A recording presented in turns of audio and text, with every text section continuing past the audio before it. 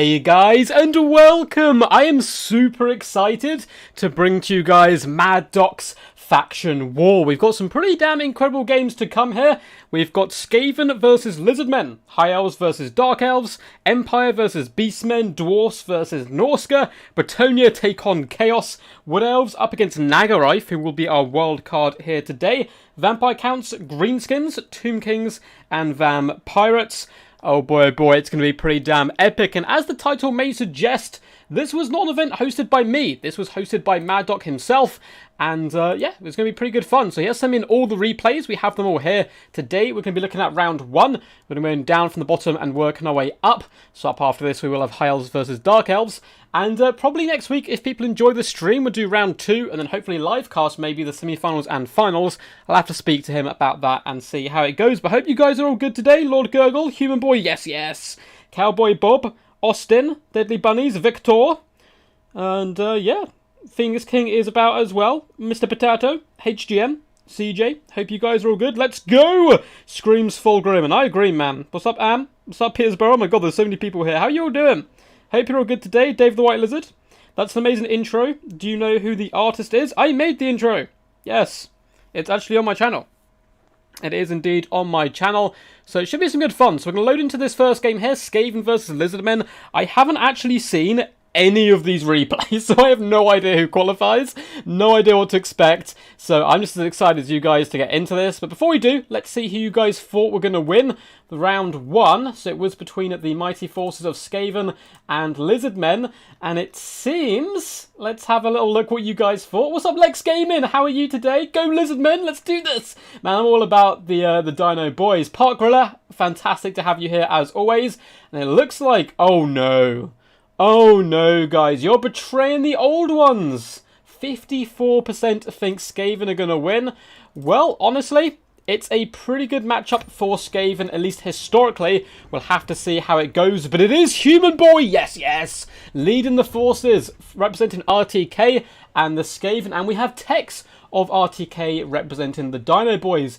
I wonder if this is Tex who used to play Dawn of War 2 Retribution. I've never met that person, but they were one of my favourite players when I used to watch a YouTuber called Indrid Cast who did multiplayer on that. Big actual inspiration for my channel as well. I wonder if this is the same Tex. I don't think it is, but if it is, that would be pretty great. So we're on a pretty interesting map here. We actually have a little bit of a choke point, which you think would favour the forces of the Skaven. But let's hop in and have a look at their build. So we have Skaven slaves dotted all the way along, which is going to be rather naughty. The players are allowed, I believe, 2 units of ogres as well in their armies. In the central pocket, we have clan rats for a bit more stability, and Warplord Giselles into the sunset. We have 2 of them, we have 2 Poison Wing Globadiers, and 2 Itix Zap Zap, so 1 basic Warp Lightning, 1 Regiment of Renown. That is a lot of Daka. That is going to be so hard to protect, though. We do have the Teeth Breakers in the back, but ogres, I think, are very powerful with certain factions, one of them being Skaven, because they have mass. Look at these boys just swagging topless through the snow. They're looking pretty fearsome. They do have Ogre Charge, which is quite nice for them, and we have 1 unit on this flank, and it looks like that's maybe just it for the ogres. We also have some rat ogres backing them up, however. Leading the army is a Grey Seal of Rune, coming in with some, a bucket ton of spells it would seem actually. We have Scorch, Unholy Clamour, the dreaded 13th spell, Howling Warp Gale, all that good stuff, and a Warpstone Scroll. And how can you not love Human Boy when he brings joy to Ratkind like this? Look at that guy go! He is so excited to spill the blood of the old ones. And I do fear for my precious Lizardmen forces, but they're in good hands, it seems, with the mighty Tex. He's coming in with triple Chameleon Skinks in the front line, supporting Oxyotl. Oxyotl with the Master Predator is a pain in the butt. He's really annoying to hunt down, can do good damage as well, but if you can catch him, you can make his little life worthless. But going up against the Grey Seer, should be able to do some good poke damage. For the main formation, we do have Chameleon Stalkers in the front line. That's an interesting choice. Backed up as well by Skink Cohorts and Skink Cohorts with Javelins, guarding the flanks of this formation. Very interested to see how Chameleon Stalkers do as a mainline front tier troop. We do have the Ark of Sotek, which I'm a massive fan of. Little Gary here. We'll give him a little chin scratch there just to let him know that he is one of our favourites. And he's going to be rolling dirty alongside the Solar Engine. As for leadership, we do have a Skink Priest of Beasts. Oh, double Solar Engine, in fact. Oh my god, we have triple Bastillodon. So 2 Solar Engines, 1 Arc of Sotek. Leading the line, we have a Skink Priest of Beast with Amber Spear, interesting, I guess to take down artillery pieces, and a Manticore Summon. And in the back here, we have arguably, maybe not my favourite unit in the game, but certainly up there, the Sneaky Fire Doggos, the Umbral Tide, who have had a cost reduction, much like all of the hunting packs and Ancient Salamanders. So I'm really excited to see how these bad boys fare. I think we're going to be seeing them far more than we currently do when people realise their potential and power. Bork, hope you guys are excited for this one. Thick, love it. Yes, yes. Oh man, this is going to be exciting. So I hope you guys haven't changed your minds with the picks now. You guys went Skaven. You got to stick to your guns, even though you have now seen the builds. This is a lot of range to protect from Human Boy. But if he can protect this, I mean, he's got a lot of chaff as well on the front line. It looks like we actually do have 2 units of Ogres. The Ogres, I think, are going to be a massive help for Skaven here. They should be able to bunch up and block out the enemy. The Warp Lightning Cannons are starting to rain holy hellfire down upon some poor little skinks, but they do manage to duck, get us some Vietnam flashbacks, and continue on once more. Chameleon Skinks have now been spotted. Warp Elves are quite happily opening up and shooting them right now, but those Warp Lightning Cannons are certainly going to want to switch their attention to the Solar Engine and finish it off, and my god, look at that damage outpour on our beloved Beastie there. Umbral Tide get a little bit too close. They have now been spotted, and good target management here with the Warlord Giselles. It's just going to focus fire them down where possible, and even the Teeth Breakers getting in there, driving back the beautiful Umbral Tide. A Ferromanticore has been summoned though, and it looks like, oof, it Exapts that takes a huge hit there from the Bastiladon, but one Bastiladon is nearly down already. Stalkers starting to make a beeline through the front line, trying to shut down the enemy as quickly as possible. Ferromanticore was summoned a little bit early here, but if he can get in combat, it'd be worth it. Unfortunately for him, he gets caught with a Howling Warp Girl and the Teeth Breakers. Oh no! Dagger, dagger, dagger, rat-a-tat-a-tat-a. They are destroying the poor Ferromanticore. Look at him just get eviscerated. Oh no, he is not having a good time. At least though, he's going to rampage, and actually that's going to drag him out into combat. Only up against clan rats with spears though, rather than the intended targets like this Gracer and all of the weapon teams. Looks like some of the Poison Globadiers have now been caught by the Skinks, and yes, you're going to do a bucket ton of damage output from the Office Skaven here, but it's can you hold on in this midsection, which is pretty key. Ogres with Unholy Clamour popped on them are charging vigorously into the fray, really beating down Skinks rather comfortably, and the Arc of Sotek has got in there. It's going to be using its really cool ability. You can see the snakes slithering around the battlefield. That is going to be enough to terrify and break off the Globadiers, but the backline is so heavily protected. It is starting to look a little rough for the Dino Boys because there are simply no Pterodons here, no Chameleon Stalkers in the back line. The Lizardmen are trying to form a fist and punch their way through with a bit of range support as well.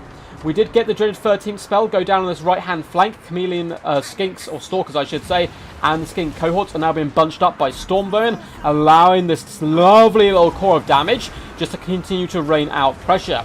Arc of Sotek's doing a pretty good job in a one-man wrecking, boys. Like, follow me, lads, into the breach. Diving headlong behind enemy territory. Some Skinks are now starting to come into support as the Rat Ogres taking a bit of a pounding from the Umbral Tide. But still, along with Solar Engine, continue to fire in, only on 0 kills, however, so far. What's he shooting at? I think it's going to be Itic Zap Zap. They have managed to destroy one of the artillery pieces, but the Lizardmen are really struggling to punch through. However, Tex is a crafty devil indeed. Going to be coming in with a Feral Manticore, someone to try and pressure the back line, but once again, the beautiful counterplay with Howling Warp Gown. You can bet all the Giselles, all the Teeth Breakers, they're going to be beaming at shooting this Manticore. They just want to rampage it. Just rampage it, make it useless, make it get none of its value. It is now 20 Winds of Magic to summon the Ferromanticore, and I don't think they're worth it anymore. I mean, in some matchups, I can see the reason in here. Using them to get into the back line, and they're pretty good at assassinating Skaven characters, but 20 Winds of Magic is massive here. Oxaltor is currently surrounded, being beat down by some Rat Ogres, as well as some pesky old clan rats. Not how he thought he was going to be spending his Friday evening here. Chameleon Stalkers are doing some 360 no-scopes and point-blank range. We're going to get a Scorch come down, but that's only going to hit friendly troops. And in the true Skaven fashion there, breaking off the Rat Ogres as well as the clan rats with spears. It does seem like the Gracer maybe doesn't want too many challenges after he is weakened in this battle. Tide are continuing to unleash hell here. I think good play of Tex with these bad boys to keep them online as long as he has. And they've done some okay damage onto the Gracer, down to about half HP at the moment. A lot of the Skaven front line is in complete disarray at the moment, but the Lizardmen are just running out of troops to pour into that back line. Teethbreakers are online, both Giselles are online. One Warp Cannon has now been compromised by the Chameleon Stalkers, though there is reinforcements inbound. The second one, the Itik Zap Zap, is still firing quite comfortably here. We have a lot of rallying troops on this left-hand side, though Arcosotek can come back. Likewise can the Solar Engine. Tech certainly needs to grab these troops and once again drive into the heart of Skaven. It is a horrible mission to try to do, to keep pushing in time and time again and get your troops obliterated, but it's got to be done. Greyseer has rolled back here to help protect the Warp Lightning Cannon, but the Chameleon Stalkers do manage to complete their mission and shut it down. But still, this is a good play. It's going to stop the Stalkers causing havoc with the other units. However, Skinks are starting to push in, and all of a sudden, the Skaven are actually looking quite thin on the ground here. More the Poseidon, if it can break the Skaven slaves quickly, which it should be able to do with its terror and sneaky abilities, maybe there's hope for the Lizardmen yet. Maybe we counted them out a bit too early. Poison Wing Globadiers are returning, as well as some Rat Ogres on this right-hand side. But we still have an Arcosotek. It looks like... Oh no, the Solar Engine did indeed break, and Army Losses is getting pretty close as the Chameleon Skinks start to run out of ammunition. And I think they did eventually break down the Skaven force, but a tad too late here, as the Arc does get off its ability, but no one's around. And if an Arcosotek casts an ability, and no one's there to hear it, did it even go off in the first place? And down he goes, our beautiful, majestic Gary, slumped in a pile of snakes, who are once loyal to him will now devour him for sustenance. Lovely little Scorch comes down on the Skink cohorts there, breaking off the remaining last kind of efforts here of the Lizardmen forces. Banspaz has not army losses yet. We do have Chameleon Skinks rallying in the back, but it is looking very, very bleak. The Solar Engine has come back. Ammunition is nearly out on a lot of the range troops, and Oxyotl is still a healthy boyo at the moment. Maybe if he can kill the Greyseer. But Oxyotl, yeah, he's very powerful at sniping, but he does need the length of a game to really start assassinating these key targets. Otherwise, you know, he won't burst someone down super heavily, especially someone like a Greyseer this healthy at the moment. Seems like we're getting some form of a Hex or ability going down, but it just doesn't want to pop at the moment. Another Scorch does go, breaking the heart of the Lizardmen people, and the Dino Boys, my favourite faction, are going to be going down here in the first game of the faction war. My heart is broken, the heart of the people is broken, I'm sure. Human Boy, what have you done to us? Oxyotl is going to continue to fight here, though. He's been through all of the realms of chaos and come out with naught but a t-shirt and a scratch. So he should be pretty fine here, I think, at least to kill some more troops. He's doing a good job trying to hunt down the Greyseer. He's up to 68 kills, 1.3k damage value. Certainly not too shabby, but the Skaven at this point can just, you know, calm down, continue to defend their back line. There's not that many forces left, even. We have, like, one troop somewhere in the back here. It's just 13 Chameleon Skinks. Yeah, I don't think somehow they're going to help.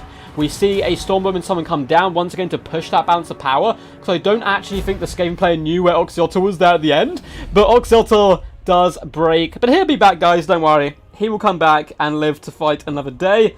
Man, that was super cool fun, though. That was a really fun little fight.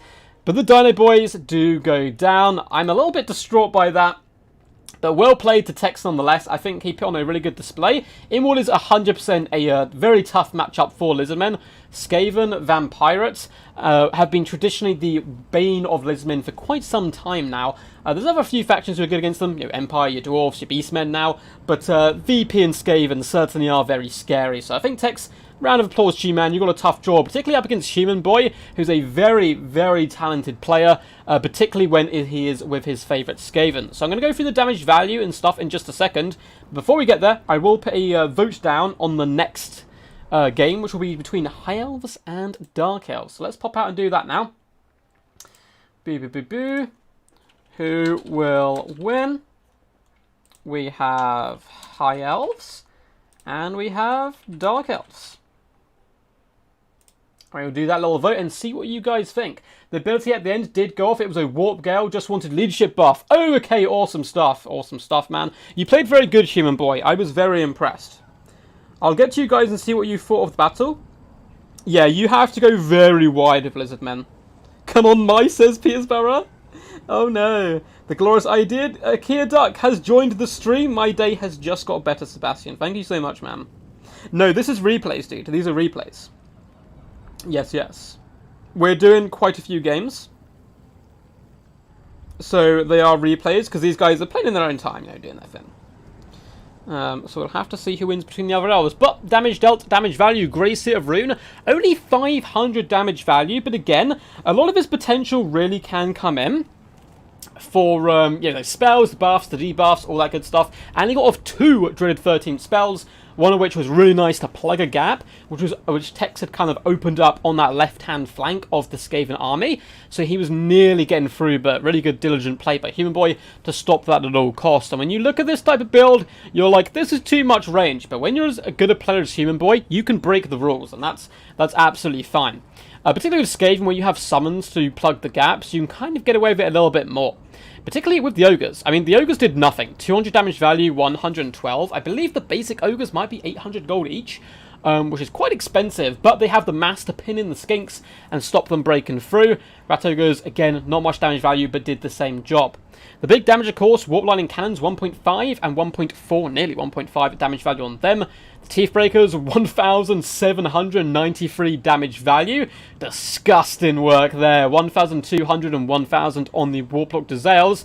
And I don't even know if I even want to look at this. Poison Globadeers, 200. Hey, not too much there. The other one, 1,820 damage value. Really good Skaven play. As for Tex, did a good job keeping Oxyotl online as long as he did. Still had plenty of ammunition and damage output that he could have done in the end game. 1,432 damage value. Not shabby whatsoever. The little skink priest believed, but those magical summons did not.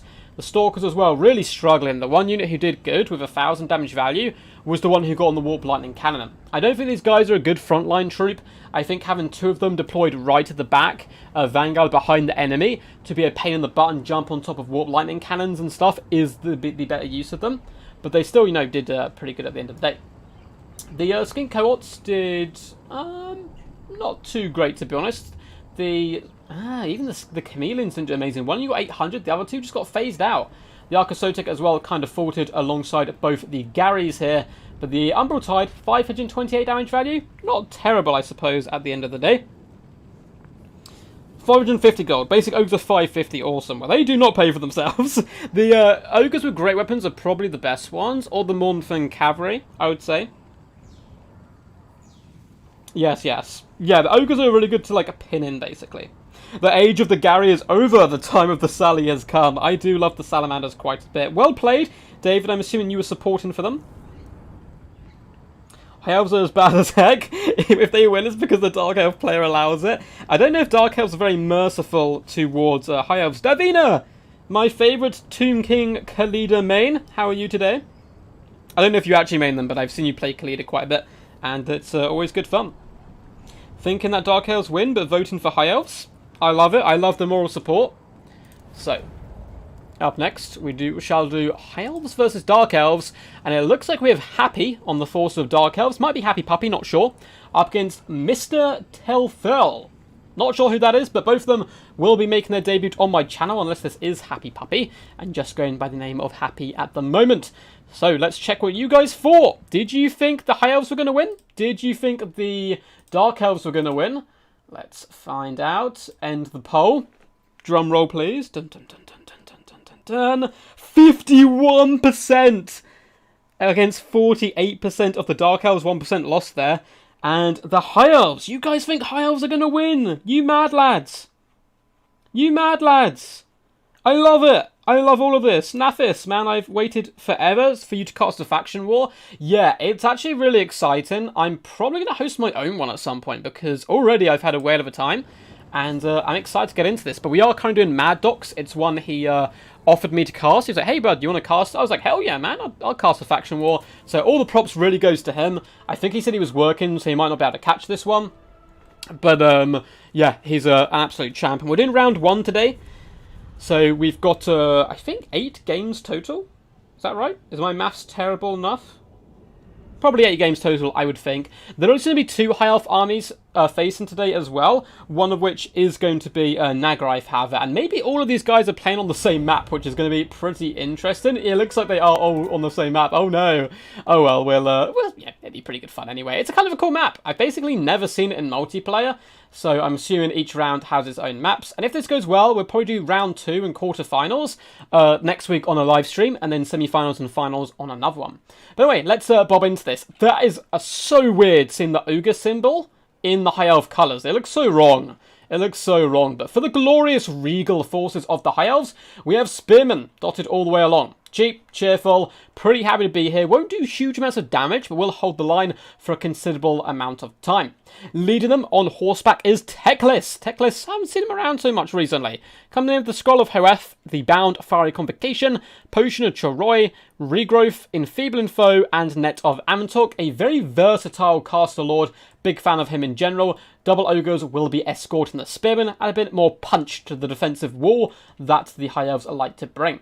We have Dragon Princes, we have Sisters of Avalon, including the Talons of Torquelida, the Regiment Renown, giving that fire weakness to whatever they hit, working absolutely beautifully here. Good synergy with the Sisters of Avalon, who do I believe do magic and fire damage. And then more Dragon Princes, so a double Dragon Prince, double Sister build. We're going elite High Elves, guys. We are going elite High Elves today. I'm surprised Ogres are allowed in Torments. Ogres are not good units for cost at the moment. They do not pay for themselves 9 times out of 10. But I think he wanted to try it out, and I think in some factions they may be useful, like Skaven, where they can pin in the enemy and all that good stuff. Quack says Blackthorn, hope you're all good. Dark Elves will win, they have the edge. We'll have to wait and see. Well, for the Dark Elves, we have Dark Riders, one on either flank, I believe. Where are you hiding? Oh my god, they're so well hidden in the foliage, I couldn't even see their health bar there. So 2 Dark Riders, we have Dread Spears dotted through the front line. We have some Cold War Knights, 1 unit on either flank. Interesting to see if they do get their jewels up against the Dragon Princes. 2 Dark Riders in the back with repeater crossbows. We have Malekith with Soul Sealer and Gaze of Malice. We have Harganeth Executioners. Ooh, these guys are cool, man. They hold their swords like samurai, seems to remind me of, like that crossguard over their shoulders looking absolutely gangster. We have Dark Shards as well in their central pocket, but only the 1 unit, so they, oh no, 2 units it seems, so really won't out-trade. So it's going to come down to, can the High Elf Shield Wall combined with the Ogres hold the line long enough here that the Sisters can get the damage done. I believe we do have the High Elf player here in chat. He's got a Noble as well, it seems, guarding Teclis. So do root for him, do shout out to him. I believe his name is Victor, and hopefully he'll be doing good. Round 1, all maps are same as Grimdalwald. Awesome, man. Awesome. Well, I like it. It's a cool map. It's going to be interesting to see as well how different players try to use the terrain to loop around and stuff. At some point, I might make a choke point map tournament or something. Could be a little bit interesting. I don't know. So Teclis is rolling forward. One thing he could do is do an overcast net and then come down with a Bound Fiery Convocation. Oh no! Oh no, Teclis, you mad lad, he's gonna try it! No! Oh my god, Teclis is taking so much damage for this though. Harganeth Executioners, Dark Shards, Dread Spears, more Dark Shards. Oh my god! Oh my god, that was amazing! Harganeth's gone, Dark Shards gone. In fiery fury does the Phoenix strike. Both Harganeth Executioners down to a quarter health. Holy crap! What the hell? What a cast! Teclis the mad lad is going to heal himself up as well with his potion. I am stunned. I am stunned. And I think the Dark Elf player is stunned as well. He's stopped moving half his army. He's shook. I would be so mad. The Cold One Cavalry is struggling to get round the edge here. This lovely little choke point is going to work wonders for a High Elf build like this. Dragon Princes, Lances lowered, slam into the flank of the Cold One Knights, obliterating them with a furious charge. I don't even think the Dark Riders are going to make it into the battle. Cold One's really trying to skim their way up and around, and it looks like they're going to get up into the trees. Dragon Princes have been spotted, the trap has been sprung, and now we're going to get a downhill charge from the Dragon Princes onto the Cold One Knights. That is not going to go well for those Cold Ones. Masterful High Elf play so far. And he's now got absolute free reign to pick apart key targets with the Sisters. Because what you're going to do, you're going to use your beat up units to get through my Spear Wall and Ogres? I don't think so. And, oh, that is disgusting. The Harganeth Executioners are holding firm, though. The Dark Elf player is getting pretty ferocious now and trying to force his way through, which, of course, he has to do. But the Shield Wall is holding really firm right now. We are going to see what I assume is a fat Soul Sealer come down. I know he does have Soul Stealer. Oh, it seems to have cancelled. What was it instead? Oh, it was a Stand Your Ground. Okay, Stand Your Ground went down. We do have a regrowth going on down on Dragon Princes, and a Gaze of Malice nearly goes down on the Sisters, but he does decide to switch to a Soul Stealer instead. And this is going to catch a lot of units. A lot of units again, just bled dry here by the Soul Stealer. Dark Shards, though, getting run over. Dread Spears trying to intercept where possible, but a lot of the cavalry, the mobility here of the Dark Elves, which was needed to get round and shut down these troops, is just gone. Some Dark Riders have made it into the back line. They went all the way up and around and now can strike. Dark Rider repeater crossbows are unleashing hell upon the Dragon Princes, looking to try to finish them off here. A nice cheeky little Gaze of Malice does go down, catching at 2 units. Doing some good work there. Dread Spears trying to fight their way through the kind of more cheerful cousins. I mean, actually, High Elves more cheerful than Dark Elves. Oh no, Dark Elves are kind of evil, but they're kind of happy being evil. The Dark Riders do manage to get in. Those start shutting down the Sisters, but Sisters are pretty decent melee combatants. Another well-placed net here coming in by the High Elf player. And yeah, these Dark Riders are going to get obliterated right now. The Talons have turned on them. The Sisters have turned on them.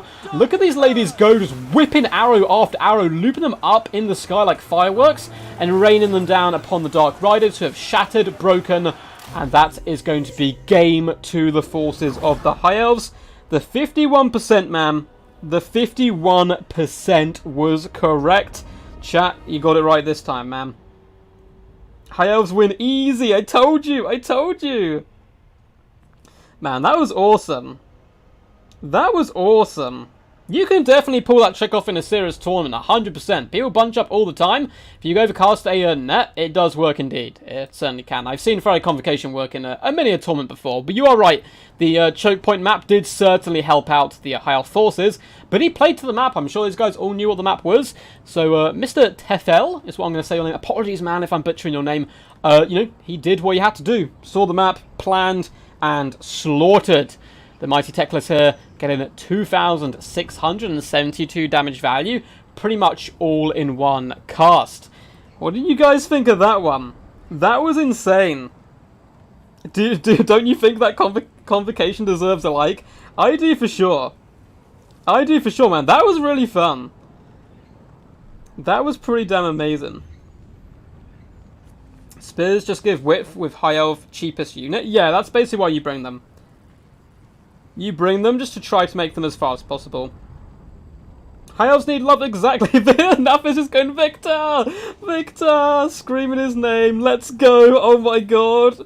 I'm watching Mad Lad. I'm watching back the reaction. Oh, that was so epic. That was so epic. He's a really nice guy, says Blackthorn. Oh, awesome. Well, glad to have him on the channel. He is making his debut here. If Victor, I do have a link down below. That goes for anyone watching this and anyone playing this event to my Discord.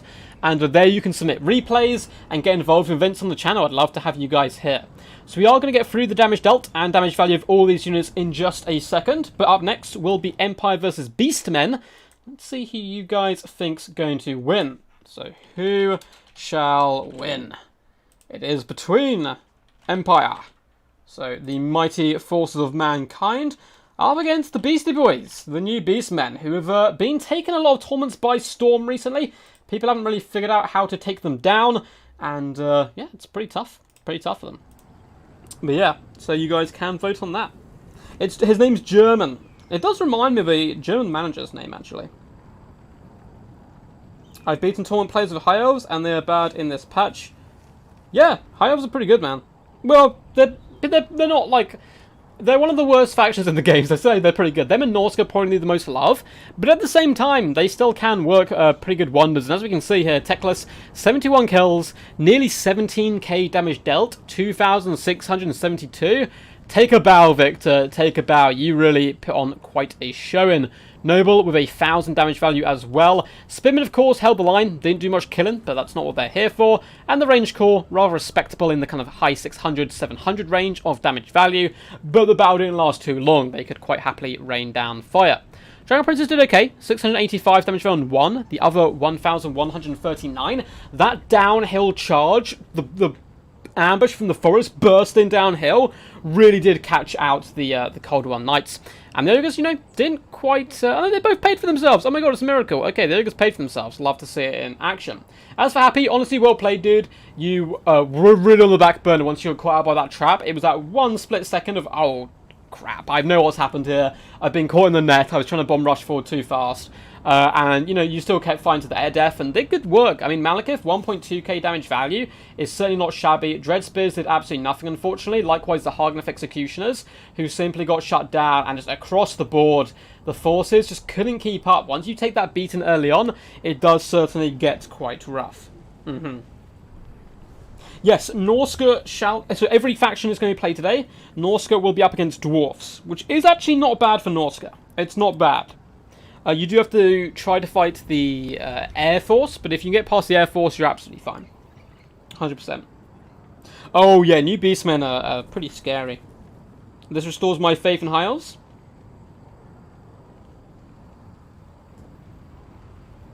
Yeah, like... High Elves aren't super strong right now, but they can do some really cool tactics. I mean, Teclis works wonders with Sisters of Avalon. You can do a lot of cavalry-heavy builds. You can nuke stuff with dragons. They have potential, though they are in a weakened state at the moment. So, up next, Empire versus Beastmen. And let's see if we recognise the players. So, I don't think we do here. We have Odd Ratio, so I'm pretty sure he's making his debut. Hey, and it's Grim! So we have Grimdalwald. This will be really cool. Grimwald, I believe, is in chat. So, guys, please scream Grim or Odd, whatever you want in chat. And, yeah, we'll support the boys. So, who did you guys think was going to win? Boom, boom, boom, boom. Is it another close poll? They've all been pretty close so far. That was a really nice little drink. Are you guys ready to root for Greenskins yet? No one is. No one is. So, we have Beastmen at 56% up against the 43 of Empire. So, you guys think the Beastmen are going to be able to pull it off? Oh, guys, guys, what are you doing in chat? Why is everyone arguing, man? What's happened? Sorry, I've missed chat. What's happened? Oh, just talking about tactics. Yeah, it's like a legit tactic, man. Yeah, Blackthorn will get out the hammer, guys, if you guys aren't, you know, nice. So just be polite. And it's all good. But anyway, here we go. Empire versus Beastmen. And you guys think Grimdalwald shall be victorious. But Odd Ratio is here to tell you guys different. He's here to spoil your party. And I'm very excited to see how this goes. It looks like no ogres were brought, which breaks my little ogre heart. Although I think the Noblars are actually going to be some of the coolest units. They're like goblins for ogres. I think they're going to be some of the coolest units. I cannot wait for the ogre's legendary lord, the High King, who rides to battle on a carpet of Noblars. It's ridiculous. Kind of like how an ant is carried, or a queen ant can be carried across rivers and stuff. So pop this into slow motion. We've seen the map, so we don't need to go over the map too much. It seems like everyone always deploys on this right-hand side. I'm interested to see if someone ever tries to overload the left flank. We'll have to wait and see if that happens. As for the force of the Beastmen, Ungor spear herds, as well as Ungor herds, are dotted all the way along. So cheap, cheerful infantry, ready for a good scrap. And this is how you play Beastmen now. Don't go too much on the infantry, because your single entity monsters, are your heavy hitters. We have some Chaos Warhounds of Poison lurking in the trees on the left-hand side, supporting triple Centaurs. These are basic ones, no thrown axes, no great weapons, just being badasses. Double Chaos Spawn in the back, double Minotaurs as well with great weapons. And we have a Brave Shaman of Beasts coming in once again with Manticore Summon. Really surprised to see so many people bring in Manticore Summon. But he's also been in Pond in Impenetrable Pelt, a really powerful ability. Now if you overcast this, it becomes Area of Effect. 24 melee defense and 20% physical resistance is beautiful. It is so nice. We also have Morga the Shadow Gave. He's an OG. I know a load of people do love Torx the Brass Bull right about now because he's new and fancy. Likewise, the Doom Bull. I think the Doom Bull looks so cool when he punches people to death. But the Shadow Gave is still very powerful. We also have a dreaded Wargore coming to war. Look how fearsome he looks. So Wargore is still very powerful. I believe they have been limited to 1 in the majority of tournaments to stop people spamming them too much. But they can be dealt with as well if you surround them and drag them down. They have not been fully fixed, but they have been fixed. They don't, like, kill... I know there was a video came out, I think it was by Turin, where they were, like, slaughtering Blood Knights. That doesn't happen anymore, but they are still very, very powerful. As for the forces of the Empire... Oh, what a lads! Boris Toddbringer up in the skies, coming in with the White Cloak of Ulrich, as well as the Middenland Runefang, and Crush the Weak, rolling dirty alongside his Amber Wizard buddy, who once again, Amber Spear and Manticore Summon. Although this is such a cool looking mount you never get to see, Amber Spears can ride them into battle. And actually, look at the melee stats. 40 melee attack is no joke with 450 weapon strength, particularly on a caster. We have a load of skirmish cavalry. We have pistoliers into the sunset. In fact, 4 units of pistoliers. That's pretty nasty. We also have double Empire Knights, or in fact, triple Empire Knights. Then some basic spearmen, some naked lunatics as well in the form of the Tattersouls. I wouldn't want to be Tattersoul. I really wouldn't. Look at them. They look like they've had a pretty rough life. We also have Sigma Sons in the back and a Warrior Priest on horseback leading the army. Really cool builds. I'm very excited to see how this plays out. Don't know if you guys have changed your mind. Amber Spear! This is why he brought it! To counter chariots. Oh, that is clever. That is very clever for sure. What is up, Mr. Duck? What's up, Kayan? How you doing, bud? Wizard looks pretty cool. Yeah, man, that wizard looks awesome. And a lovely little shot there into the Wargore, doing some pretty good solid damage. Pistoliers are driving forward, looking to get some shots off against the Minotaurs. Not a bad target. They only have 35 armor. Pistoliers, you'd expect they're firing bullets to be armor piercing, but they're not armor piercing. I guess they don't fire their projectiles fast enough to become armor piercing. Instead, they're better used as a skirmishing tool. But look, the Beastmen forces have emerged, looking to try to hunt these guys down and force them this direction, and just away from the main heavy hitters. We do have the first of the Ferromanticore summons today. Probably going to be trying to go after Amber Wizard or Boris, but facing both of them in the air could be a little bit troublesome. Those Amber Spears are going to be really nasty, but it looks like the Empire are quite happy to kite back the Ferromanticore, at least for now. Centaurs are bouncing around, trying to find a home. Empire Knights are going to countercharge the Chaos Warhounds. There's such a mix-up of a race here, and the Pistoliers have been caught a little bit.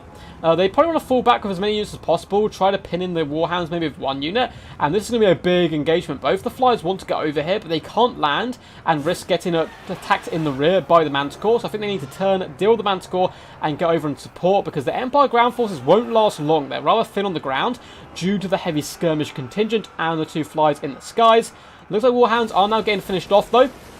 A load of nice shots coming in, whipping down those Centaurs who have been terrified, and all of a sudden, because Boris and the Amber Wizard turned up, this skirmish phase has turned completely on its head. But elsewhere, the force of the Empire really suffering quite badly. Wargore has got his kind of grubby little paws, we shall say, on the Warrior Priest, who does have the Shield of Faith, though, buffing up, and Hammer of Sigma, going toe-to-toe with the Wargore and doing some pretty good damage. But likewise, with Chaos Spawn support, so many Ungors, that Warrior Priest probably wants to fall back here. I do hear an Empire Manticore summon now, which is quite a clever idea. Again, flow over here, kill the enemy Wargore is probably a good situation for them. This Ferromanticore is out of control right now and completely gone. Boris, of course, with his healing, is back up to full HP, and the Pistoliers did win the skirmish game. So I would say advantage to the Empire in that regard, but the infantry is getting slammed. Spearmen are down, Sigma Sons are holding the line. Looks like the Ferromanticore instead, another good target, decides to go after the Brave Shamana Beasts. Unfortunately, ground characters can get knocked over, so the Ferromanticore might not actually dish out as much damage as he thinks he's going to. And Boris is also floating over to help assist, though, in any assassination attempts. The Shadow Gave is having a whale of a time, drowning himself in the bodies of his enemies. Chaos Spawn as well are supporting. Unfortunately, both the Minotaurs, I love Minotaurs. They have such cool animations. The Grey Weapons look really cool. They did a good job just pulling down these knights into the snow and stomping on them. But there's a lot of Pistoliers over there, and I do fear now for the Minotaur's safety. But the Beastmen are doing okay. They're doing okay. Balance power's against them, but there is a Ferromanticore on the field. It looks like it is getting dealt with. The Wargore, oh, took a big slap from the back there of the Amber Wizard. And yeah, that Wargore probably not long for this world, but no, it looks like the Empire forces decide to pull out of this fight. I mean, there are Chaos Spawn nearby, and the Wargore has now been terrified away. It's not the worst decision. Maybe float over here and try and help out in the central core. Pistoliers continue to 360 Norsca. Their way to victory is the Minotaurs are really getting bogged down now. Empire Knights slowly pulled down. Up in the skies, it does seem like the Amber Wizard and Boris Todbringer have once again got up into the air. Second Ferromanticore has come for the Beastmen. That is pushing that balance power back into the even category. I mean, once the Pistoliers run out of ammunition, the Beastmen aren't too bad. This could be terrible for the Empire. Oh no! So he's managed to get rid of the Wargore chat, in fact shatter it, which is amazing. But Boris is now surrounded by Chaos Spawn and Minotaurs. And there's going to be another Chaos Spawn summon looking to pin him in place. Can Boris escape? He needs to run this way right now, because if he goes down and the Amber Wizard's on the ground as well, the Beastmen could snatch a victory from the jaws of defeat. Boris escapes. Oh, that is so lucky. That was a really nice, well-played trap by the Beastmen. If the Chaos Spawn Summon was just a couple of inches further this way, I think Boris probably would have gone down now, but he did take a bit of a beating. It looks like the Amber Wizard has also been overwhelmed just a little bit. Warrior Priest is starting to look a little bit wounded now. Empire Knights do charge in, and Boris goes, you know what, I'm down to try and snipe some characters. Still, I haven't learned my lesson. Comes after the Brave Shaman, and it seems like he may just be able to break it there. Trying to save this Warrior Priest as more Spearmen do rally to the call. These Pistoliers are causing so many problems. There's a load of Beastmen forces who can come back to the battlefield, but it is way easier to spot from up here on my high little duck perch than when you're trying to micro this absolute madness on the ground. And we have one hell of a flustercluck, ladies and gentlemen. Minotaurs, Spawn, Knights, all kind of manner of evil and good, swinging around there in a swirl of carnage and blood. And looks like the Amber Wizard is back, so is Boris, just quite happily healing up. I would keep him well and truly away from the battlefield to the late game. Oh, that is such a shame. That's such a nice little trap by the Beastmen, but I don't think it's going to pay off anymore, as the Shadow Glaive does standeth alone, particularly when his Chaos Spawn do break. Minotaurs starting to run out of steam, I think. In fact, they may be gone. Yeah, the Minotaurs are running for their lives.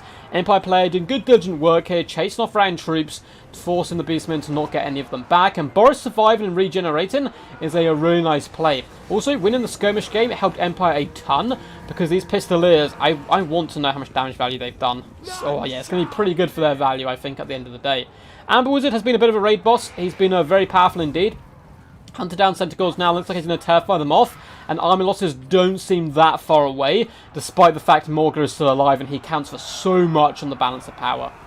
Chaos Spawn do charge in for one more final furious charge. They are, of course, unbreakable, trying to rip the heads off these Spearmen, but the Spearmen are holding firm for now, bolstered by the fact they can feel the victory is in their grasp. Poor Centaurs do get caught up by a Warrior Priest, and the Pistoliers are going to do what they do best, charge in here and rip some shots. Centaurs do start to flee for their life. Warrior Priest has done good.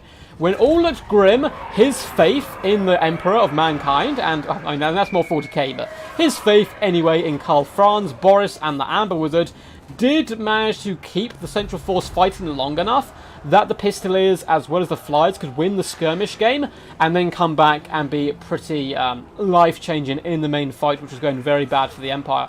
Well played to both these champs. A really fun game. That was a really enjoyable one to cast. Hope you guys enjoyed that as well. Massive shout out to both the Beastmen and Empire player. That was pretty damn epic, but it shall be a valiant defeat to the forces of the Beastmen. So chat, what have you done? Twice you have failed. So far, I should have a little scoreboard at the top. Chat has guessed one score correctly so far, and 2 wrong. Beastmen weak, please buff Davina. I will message CA on your behalf. And, hey, Mad Dog Mike is here, the man, the myth, the legend. If everyone could scream Mad Dog Mike's name out, I would really appreciate it. He's the one who organised this glorious event, and they contacted me to do it. Aren't those guys cold here? I mean, I would be freezing on this map for sure. For sure. No, we're still waiting for, like, the next patch. They tend to drop a patch within a couple of weeks of them releasing a DLC, just to fix major stuff and all that good stuff. GG's, man. Yeah, GG's. we believed in the OP hype and we were led astray, says Nick. Beastmen don't do good in snow. You're making a good point. I have yet to make a mistake. Hank is on fire today, so we will go through the damage dealt and damage value of all of the units in just a second. But again, well played to Grimdalwald as well as Odd Ratio. I believe both making their debut here on the channel. If you guys are watching this and you do see it, well played, lads. That was a really fantastic one and very enjoyable to watch. So, up next, it is going to be who will win your favourite, one of the favourites on the channel, Dowie. I'm going to put that in bold. So the Dwarfs shall be facing Norsca. 2 factions I love to play. Both are Viking themed as well, which is kind of cool. So I'll ask you guys, and who do you think will win? Who do you think will win? And yeah. Don't they have fur? They do have a little bit of fur. But not enough, I believe, to keep them warm. But I'm interested. This is going to be a weird one. Dowie Air Force could be really powerful against Norsca, but Norsca have a lot of chariots and a lot of mammoths, which can do some good work. But on this map, I mean, it's icy territory. It should favour the Norscans, right? Anyway, as for Grimdor Ward, the Morgul the Shadow gave 538 damage value, which unfortunately wasn't super much. But he doesn't get much damage value. He's more of a tank lord than anything else if you just don't want to be sniped. And Odd Ratio certainly was trying to do some sniping here with the Amber Spear. And both the Flying Lords. Sorry, they've got a bit of hiccups.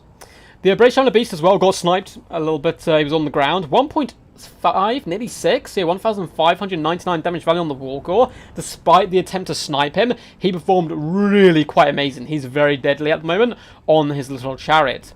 The infantry kind of got butchered, but that's what you expect from the Beastmen nowadays. And the Centicles just got led astray. They kind of got dragged out of position.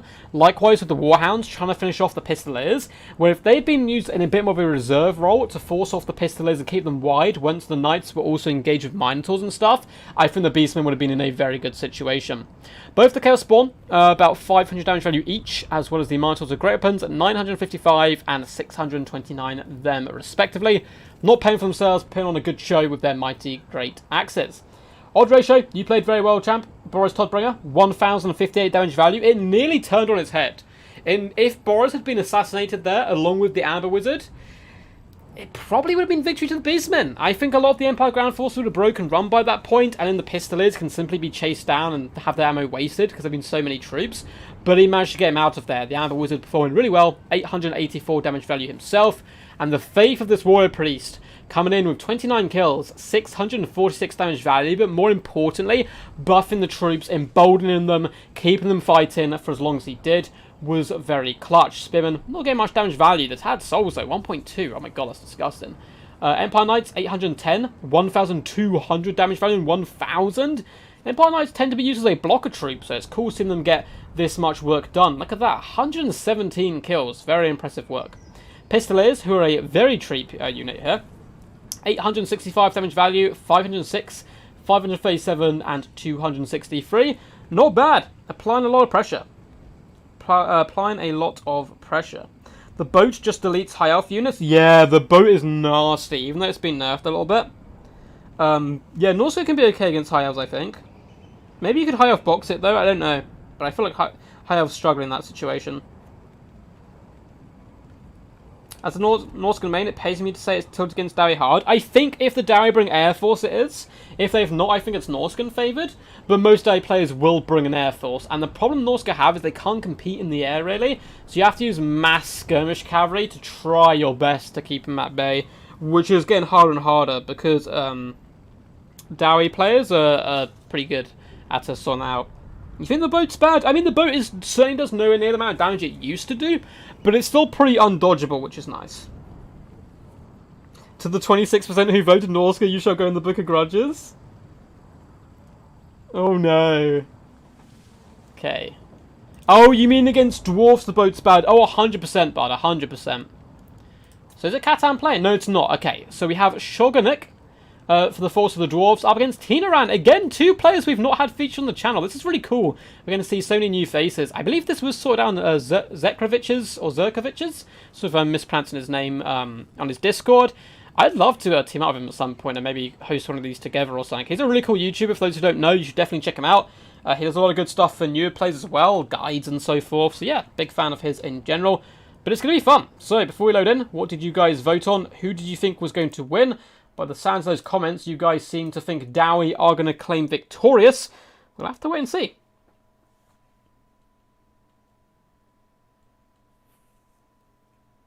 Way too many small spawner minos? I don't know, man. It was a fun build, dude.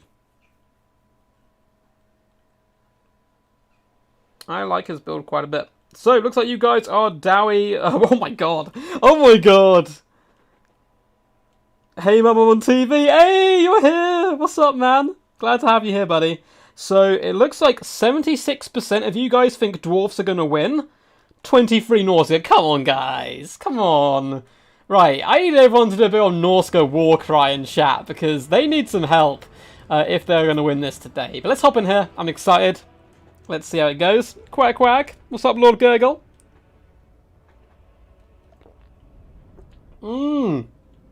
No Dowie Air Force.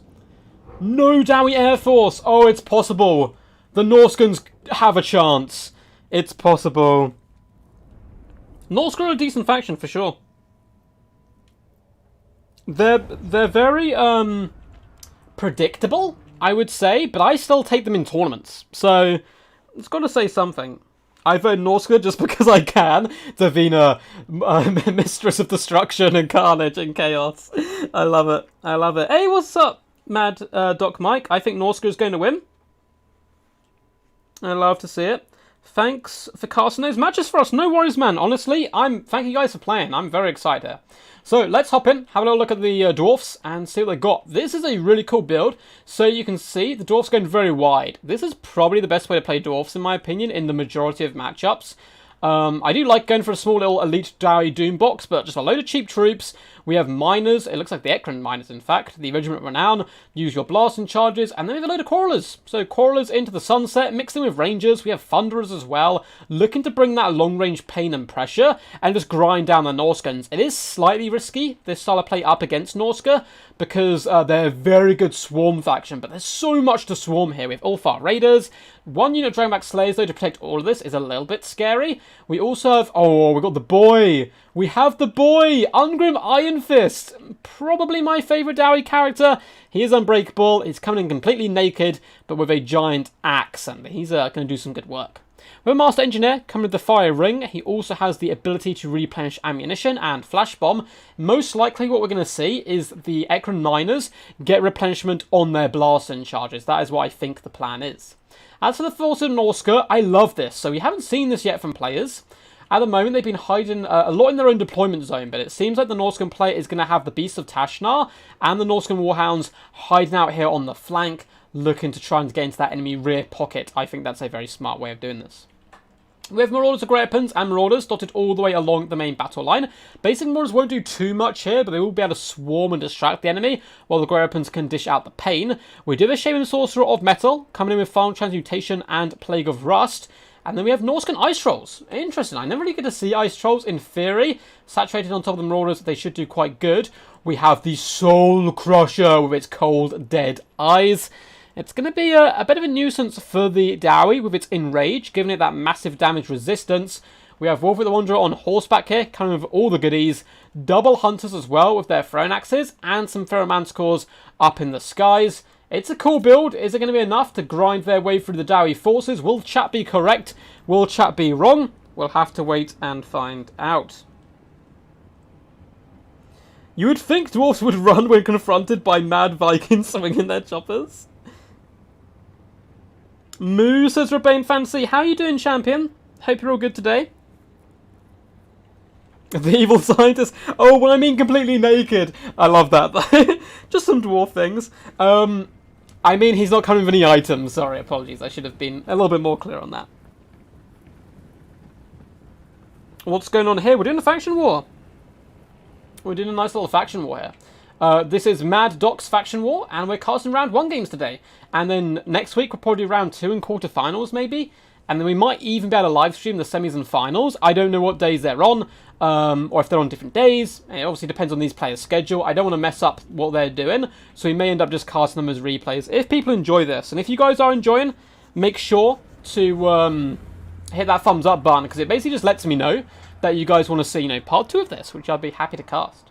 So Quarrelers, Thunderers, they're all pushing up a rather defensive line. Dwarfs are really looking for this choke point. It's very interesting to see so many players take this choke point. If I'm the Norskans, I'm deploying in the middle, and whichever the way Dwarfs go, I'm going to bomb rush my army through the other one, so then we're on the open plains. I think that's what I would do, but it's easier said than done. And a lot of Quarrelers are now starting to end these shots into the Marauders, who of course are shielded, so it's not the end of the world. They're cheap, they're kind of born to die. I know that sounds a bit harsh, but it is what they like to do. Ferromanticore is swooping headlong towards the enemy. Going to be juking it back, though, now that the Thunderers are starting to unleash pressure. And this is quite a considerable amount of long-range dwarf machinery, or gunpowder, I should say. I'm very interested to see if this dwarf build can have against that Skaven we saw earlier, and just the carnage it would inflict. The Manticore is going balls to the wall and just charging headlong in. Boat does come down, doing some okay damage to the Rangers. More for the disruption, though. Nothing too insane. It looks like a Flash Bomb has gone down on the Soul Crusher, and he is being lit up right now. Oh no! Oh no, and oh, a beautiful play. This Master Engineer is having a whale of a time. He's just near bring it down, lads, and pointing at the Soul Crusher. Cobian flash bombs and nuking Marauders with his fire ring.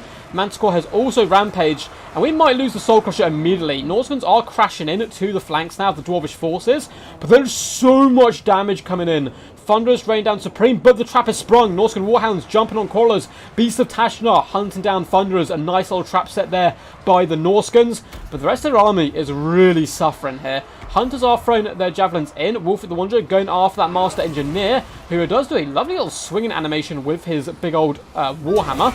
Goes for it again, but Wolf the Wanderer will comfortably be able to dish out the Master Engineer. And just as I say that, look at those axes just rain down on Wulfric's head, and he gets nuked by them. The All-Far Raiders. Like, every time, you know, Wulfric's challenging a guy's like, this is the best day ever, and the All-Far Raiders killing Wulfric, this is just an average Friday for them. Nice final transmutation does go down, catching the Master Engineer and all of these units. The Hounds did a good little trap there, but they're actually losing to the Quarrelers, who aren't pushovers in combat. The Beast of Tashnar friend much better, of course. They have far superior stats. The anti-large won't help here, but you know, they're still far better warriors and can take down those Thunderers. Quarrelers are beating the Hounds. What is this? Dwarvish Resolve is really something else. It looks like the Quarrelers may... Oh, it's a close fight. They're at least holding for a long time. And all the Norscan forces are now just doomed. Hunters trying to kite back so they can finish off Ungrim, who's down to about half HP. But the Dwarfs, that was a resounding victory. Resounding. He got eviscerated, the big old mammoth. He tried his best with the Enrage. If he'd been used on the flank, like moving into a side so not all the range troops were shooting him, he could have tanked so much. But going down the middle like that was just far too risky. Mammoths, though, can be quite good here. Double Mammoths forcing away into the back line, but you need to support it with chariot pressure. Have Wulfric on a chariot, your caster on a chariot, and just really drive into the enemy as quickly as possible. But well played to the Dwarfs nonetheless, as well as the Norscans, man. Shogunik is how I'm going to pronounce your name.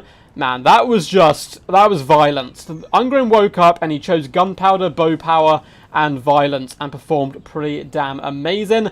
It looks like chat is currently 2-4-2, however, as you guys have got 2 of the votes right. I'm proud of you. I'm proud of you. Pump those Dwarvish legs!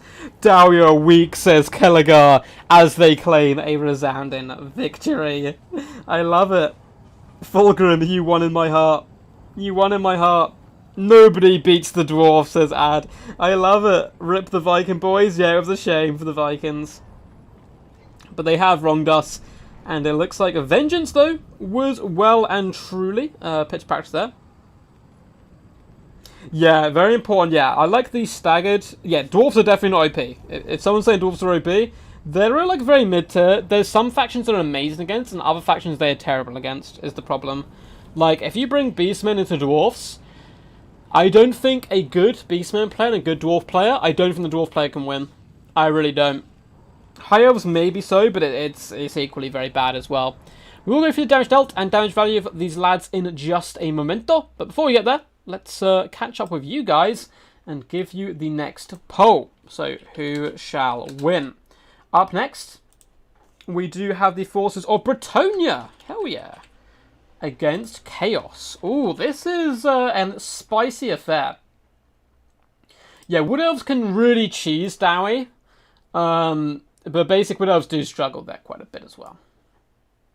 But yes. Yeah, well played, man. That was a good display. So, let's hop in here, have a look at the damage value. Ungrim didn't really get involved too much. Did go down to half health, though. I think those hunters got some good axes on him. But 305 damage value, you know, he did what he needed to do. Likewise, the Master Engineer, that nice flash bomb, catching out the Mammoth. And the fact you can place flash bombs now may make Mammoths obsolete in this matchup. I do still like 2 Feral Mammoths here, though. They can do quite a lot of good work. The Dwarf Warriors and the Miners and the Slayers didn't have to do too much because, yeah, not good damage value across the board, but they're still relatively healthy. It's because the range was really the key here. Rangers, 650, 300, 276, 474, 692, and 576 for the damage value on the crossbows. Thunderers, however, 600 damage value, 1,124, and 914. Mwah! Beautiful Thunderer play, really ripped that Mammoth a couple of new holes. The All-Far Raiders, though, 1,554 damage value, did really good there, just eviscerating Wulfric in a matter of seconds. And that's kind of one of the only things they actually did indeed shoot at. So who do you think this is going to fare, Bretonnia or Chaos? I am excited to see what the people believe. We'll give it a few moments to check it out. I heard there will be some Chaos action now. Yes, we are moving on to Bretonnia v Chaos here in this round 1. And let's see if we recognise the players. Oh, well, we definitely recognise the players. It is Kadane of Clan DBD, one of the newest members of DBD, a true champ, lovely fella. If you see him on Quick Battle, say hello. And it is the tournament host himself, the Mad Doc Mike, leading the forces of Bretonnia. It's an interesting matchup. It's kind of funny when you see Chaos try to go toe-to-toe cavalry-wise up against Bretonnia. But it'll be interesting. I have a video coming out pretty soon, actually, which Bretonnia fans may be interested in. It's kind of my opinion on cavalry, and that I think some of the... I don't know, it's going to be a controversial opinion, I think. It's going to be controversial.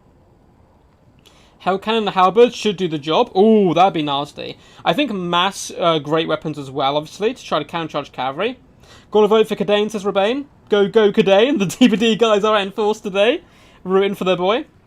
Right, I'm going to have a little sip of my drink. You guys have about 10 seconds left to vote. And guys, including the people watching who played in this tournament, but maybe who haven't played in mine before, we have a tournament next Thursday. DBD is back, baby. I'm so happy to be casting tournaments again, so that's going to come back soon.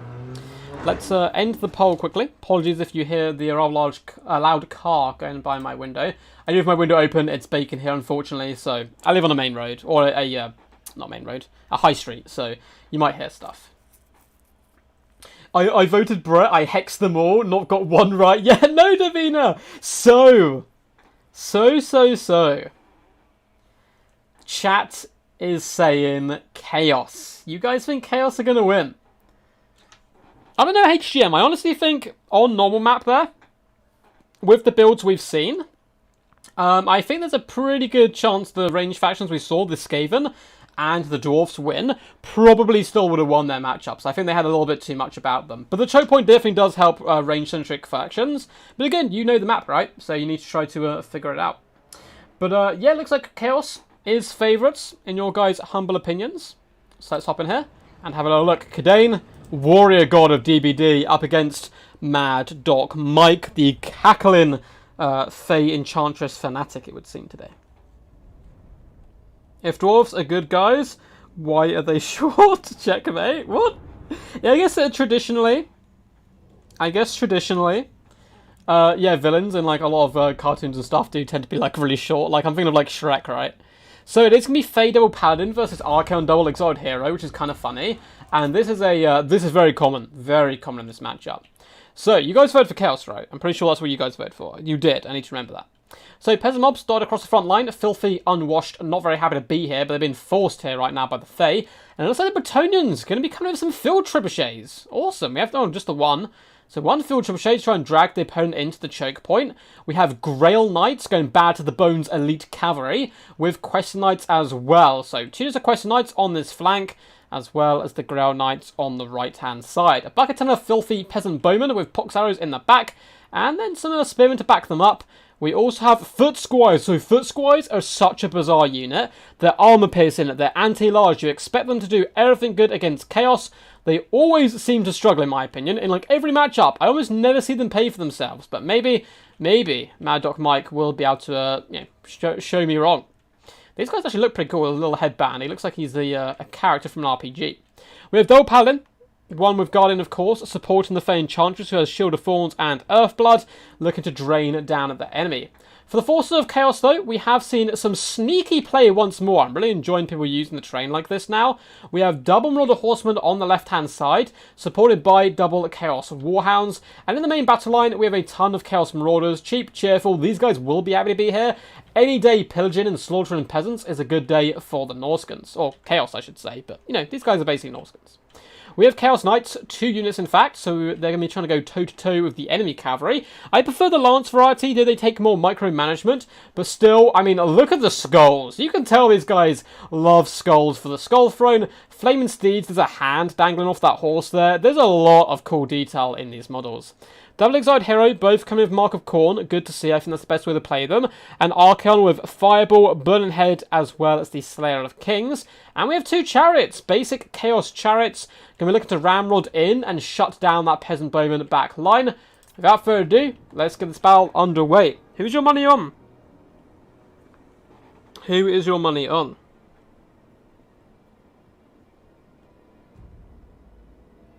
Foot Squires are bad, yet they do better than White Lions. I think, but White Lions can be pretty good in a few matchups. I'd take White Lions against Lizardmen, I think, but yeah, they're not very. White Lions aren't super cost effective. I don't know who's worse. Honestly, for me, I've never seen Foot Squires perform where I've seen White Lions perform, but that might just be from the battles I've seen. Oh my god, look at this micro by Kadane. Beautiful micro. Whipping up and around the Chaos Warhounds, avoiding everything, but no, they're going to get countershot. No, he should have gone for this unit. Oh no, that started such a good movement, but the Chaos Warhounds have been beaten back. And maybe they sprung their trap a little bit too early. There's still another unit back here who can flood in. Does some really good work, but they had to shut down the closest unit. And it looks like Mad Dog Mike wasn't taking a no for an answer there. Oh my god, Chaos Knight's been obliterated by something. Oh, the Trebuchet. Okay, I was about to say, what the hell on earth is killing them? Trebuchet, though, doing some good work there. The Peasants not going to be able to form such a good shield wall as those High Elves we saw earlier. But certainly should hopefully be able to beat back the Chaos Marauders once they get in range. Chaos Knights are moving up this left-hand side, knowing that their flank is secure by their friends in the trees. That Field Trebuchet is doing work! Oh my god, it has done so much good damage to the Chaos Knights. Chariots are going toe-to-toe here to try and pin in the Grail Knights and allow the Marauders to fight back a little bit. And there are trees nearby. A big, fat, juicy Burning Head catches out the Peasant Bowman, catches out 2 units of Peasant Bowman, and the Spearman. Oh, that was naughty. Arkham the Everchosen up to 70 kills there. Probably wants to come in and assassinate the Fey Enchantress, and it looks like that's just what they're doing. Going after the Paladin. Not bad. If you can figure out which Paladin's giving Guardian and kill him first, that can go quite nicely. And oh my god, that Paladin's getting wrecked! He's getting wrecked! Down to about half health already. Exalted Hero's having a good time. Slayer King is popped as well. Chariots are pushing through. They need to be careful. You want to get into this back line, but there's a lot of knights protecting it at the moment. We do see that a Earthblood has gone down by the Fey Enchantress. Shield of Thorn's gone down, Overcast, but one Paladin has already been beaten back. But the Grail Knights are here, rallying to the cries of the lady. Unfortunately, Fey Enchantress, though, is joining an Exalted Hero, not where she wants to be. Needs to pull back to the safety of her knights, because all round, the Bretonians have a lot of troops. Some of the Chaos Warhounds have flooded the back line. Chaos Knights as well, running over Foot Squires, Marauders are supporting. A lovely little potion's going to come in on the Chaos Knights.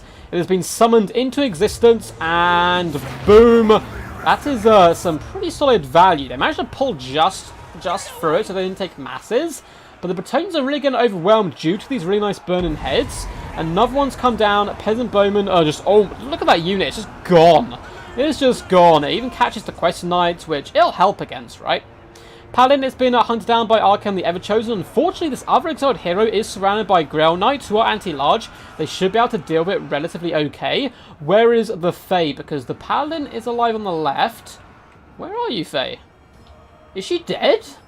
Oh no, she's come back. Okay, she was allowed to escape, which was a little bit risky.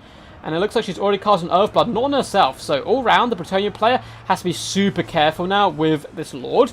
Because if she dies, it could be game over. But one Exalted Hero's gone down. Archaon's getting a little low. His other Exalted Hero's getting quite weak. And yes, the backline's a bit of a mess for Bretonnia right now. But they're certainly not out of it. This unit of Quest Knights has been dealt with by the Chaos Knights. The fact both Marauder Horsemen with still like alive and active at this late game could prove pretty crucial. Paladin is forced off despite the fact he has Shield of Thorns on him. Archaon will be able to dispatch him, you'd expect. But Grail Knights are nearby, as are the Quested Knights. And this is a little bit sketchy. I think whoever wins this main fight could be in a good situation. And we're getting Earthblood down by the Fey Enchantress. So Bretonnia, who look to be in complete disarray, are scrapping this one back. Marauders are currently stuck on Foot Squires. We do get another Burning Head, this time going down on some Quest Knights. It's not going to do that much damage, not as successful as the previous Burning Head. There's Foot Squires. The Horsemen, though, are going to be a big problem. We also have Foot Squires in the back who could move forward. Peasant Bowmen doing a good job cleaning up these Chaos Chariots who need to be a little bit more mobile. Quest Knights do win the central engagement. Archaon stands alone and he's surrounded. Slayer of Kings is being popped, though, giving him that lovely extra 50% splash attack, so he should realistically be okay in this situation, at least for now. Look at that Paladin, just taking hit after hit, getting very low, but so is Archaon. The lack of healing for Chaos could prove pivotal here, as Chaos Warhounds need to come back into the fray. Exiled Heroes have been forced back. We're going to be seeing a second potion here coming in. I think it's called, is it Chalice Potion? I always forget what that one's called. Coming down, and kaboom! Oh my god. I mean, it eviscerated the Spearmen, but that's what they're there for, to die for the lady. And it does manage to shatter the Chaos Marauders, and Norsca! Not Norsca, I keep calling them Norsca. Chaos lose, and Chat has betrayed me. You guys are down 3-2 so far on the predictions. Good effort though, you've been pretty close there. I thought Chaos had it. Kidane had such good burning heads, good pressure in the back line. It was just... And he started to assassinate the Paladins early on, but allowing the Fade to come back, the Paladins getting regrowth and Earthblood up, was just too much for Chaos there. And it's a Pyrrhic victory for the people of Bretonnia. Was a style pick, truly won my heart. Oh man, there was some cool stuff right there. That was an epic game. That might be my favourite game so far. That was absolutely wild. Archon tried his best to pit this game on his back, and he nearly did. 3,112 damage value, but we'll get to the damage value of these units in just a second. We'll see if you guys do better this time. I'm not actually mad, by the way, I'm joking, of course. But next, we do have Wood Elves versus Nagarife. So, due to the number of factions, we do have to have a sub-faction, and it looks like we're going to see more high-elf action, and it shall be Nagarife, which is good fun. So, we still have 3 games to go, guys. Still plenty of action left. If you are enjoying, make sure to leave a little thumbs up, though, and subscribe. I really appreciate you all. Beep, beep. Cool. To be honest, I thought I lost when Faye did a runner. I thought you had as man. Well, man. Back to the training dungeon, pulls out whip. Man, I was so guy. We did a DBD like training session the other day. And I missed it. I was so annoyed. I think I ended up streaming at the time because I'm super excited to do some more training sessions. We might even live stream some. Might be useful for new players as well. Yeah, no, yeah, I mean, mass great weapons I think is actually the meta here, but yeah, halberds and hell cannon can do good. But honestly, I appreciate the build. Going like double knights, I love it when chaos players try to counter Bretonnia with knights, and the knights did good. We'll get to them in a second though. But up next, it shall be Wood Elves. So we've got Battle of the Pointiers there. Versus, oh god, how do I spell Nagarife? I'm gonna guess and say that's Nagarife, but you know. Oh my god, it's the boy! Rubik's Raptor. Oh, I've actually got a proposition for you, Rubik's, as well, actually. I'm gonna be doing a charity event, and I thought you would be interested in getting involved. You don't have to do anything. It would just be playing some games, but I'll let you know closer to the time. Oh, well, I'll send you a message at some point, but yeah. We're gonna be doing a charity event in probably a couple of weeks. Flay is slippery, what do you know? Yeah, feed the duck, nom nom nom. Nom nom nom, I need all that bread. Expecting spam over Chaos Warrior Halberds and Great. Oh, for sure. For sure. Oh, you might want to refresh Blackthorn, because I think there's more people watching and more likes. Yes. Yeah, if you refresh... I think there's 130 something people watching right now. But it does that to me as well. I once did a stream. I was like, oh man, no one's watching me. This is really upsetting. And then, like, I closed out the stream and it's like, oh, you had 100 something people watching you the whole time. I was like, what? Cool. So, Wood Elves, yes! Okay, it looks like people are hyped for them. So yeah, feel free to vote on that. But Mad Dog Mike, true champ of the people, set up this event for us. A hero, 1,134 damage value on the Fey Enchantress, 29 kills. She's a slippery devil, and those hills really came in handy because the Paladins got whooped on. They got their asses beat. These Paladins are going to go home, and their mums are going to disown them. Only 880 and 700 damage value. The Exoid heroes were proving that Chaos is the way to go, but luckily their knights came to their aid. I mean, all of the ground troops got slaughtered. Foot squires just don't do good, man. I want the anti-infantry, the armor piercing. I expect them to do good against dwarves and against chaos. But, I mean, I guess there was no Chaos Warriors are great weapons and stuff, and that's what they were here for, but 270, 479, and 378 damage value. Peasant Archers as well, some really good burning heads, shut them down. Kadain coming out like a badass there, gonna have to dye his hair fiery red, I think. But the Knights really what won it, I think, for Mad Doc here. 1,800 damage value, 841 and 1,429, surrounding the characters and dragging them down, allowing the Paladins and Fade to survive, was the way forward. And the Trebuchet, 800 value, I mean, it forced Kadain into the choke point. Archaon, the Ever-Chosen, got 125 kills, nearly 20k damage value, not far off. We got 19,764 damage value, 3,112 damage value, sorry, the other one was damage dealt. My god, that'd be insane. Did good though. Zod Heroes, 1.9 value on this guy, he put in work. The other one, only 284. He was the disowned son of Chaos, I think. Marauders across the board got solid kills. The Chariots did okay as well, getting into the back line, but needs to be a little bit more mobile, I think. And the Warhounds as well. One sprung the trap slightly too early, but the other one started munching down those peasants. The Horsemen both full health at the end as well. The Knights did a good job, honestly, of countering the enemy Knights, but eventually got overwhelmed by the far superior forces of Bretonnia. So let's see who's playing in the next one, see if we recognise the players. And it is we have Archaon, who I have seen play before, so he's played on the channel, I believe, a few times. Against All Anarchy, though, will be making his debut, which is exciting stuff. Exciting stuff for sure. Do those Paladins actually pay for themselves? I feel like they just got to be... Are they that cheap? Christopher Tucker, bread fizzy dark, nom nom nom. I shall be devouring it. By the way, I haven't been following Total War in the past weeks. What was your great surprise project? I'm not allowed to say. Yeah, the great surprise project won't be coming out till like November or something. But it's I've been working behind the scenes on something, and it is very exciting. There's going to be a lot of people involved, but I'm keeping it hush-hush for now. I'm not allowed to really mention it too much. But we are also going to be doing a charity stream for someone. Which may be Total War based, it may not. I may do a Total War one and a Vermintide one. And that's why I thought Rubik's might want to get involved. He's a really cool YouTuber. You should definitely go check him out. Plays a lot of Vermintide as well, and has a lot of Warhammer themed content. So, yeah, I'm excited. So I'm going to do a charity stream for that as well. Green is the ultimate... Oh, is it green? Oh, no, he's not green. Oh, okay. Wicked D, the Evermod has arrived.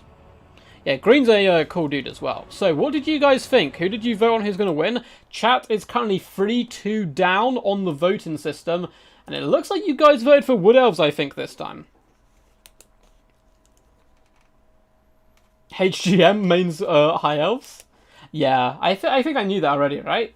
I think we've had HGM on the channel a few times. So you guys think Wood Elves are going to dominate? You think Wood Elves are going to dominate? 63% of you voted for Wood Elves. So it looks like Archaon is going to have to try to prove you wrong. This is Archaon, by the way, not Archaon, who's a very different player. So let's hop in here and check it out. I think High Elves do have an advantage here. I honestly think this is a better matchup for High Elves. It got considerably better for Wood Elves over the years. And yeah, Archaon's doing what he should do. Bring Silver Guard. These Dryads are going to do nothing. They're going to do nothing. Up against Silver Guard. Oh my god, this is... Oh, hell yeah. Okay, I take back what I said. This Wood Elf build's going to destroy these pesky High Elves. Look how cool it is. We have a full Vanguard build for the Wood Elves. So we're actually going to delve headlong into them. We have double Dryads on the flanks. On this side, we have triple Dryads, supported by a Branch Wraith. Does she have her item? If she has her item, and that reduces the magic resistance, these guys can do actually good against Silver Guard, but I don't think she brought it. We do have Pendulum, which is good against Silver Guard. Despite the magic resistance, they're so tightly packed, you can really drag them down. We have Earthblood, Call of the Woods. We're actually going to pause this battle. It looks like it's going to get underway really quickly. In the main fighting force, we do have the Lost Silver Knights. Probably got a video about them coming out tomorrow, in fact, and my thoughts on some cavalry stuff. These guys, look how cool these guys look, man. They're such badass units. Rolling dirty with more Great Stag Knights. So we have a lot of Great Stags here. Double Glade Riders as well with Hagbane tips. We have a Glade Captain on the mighty steed of the Great Stag. This is one of the coolest mounts in the game, bar none. Coming with her glorious buffs there, giving the extra melee defense. And we have a Glade Lord with Helm of Discord. So looking to nuke down the enemy back line with the Great Stag Knights and the Lost Silver Knights. Very risky style to play this. But if the High Elves do go typical with Lothran Seaguard and stuff, it actually would have gone really well. But the High Elves have not gone typical. They've gone Alefanar, of course, which is what you expect here from the Nagarife sub-faction.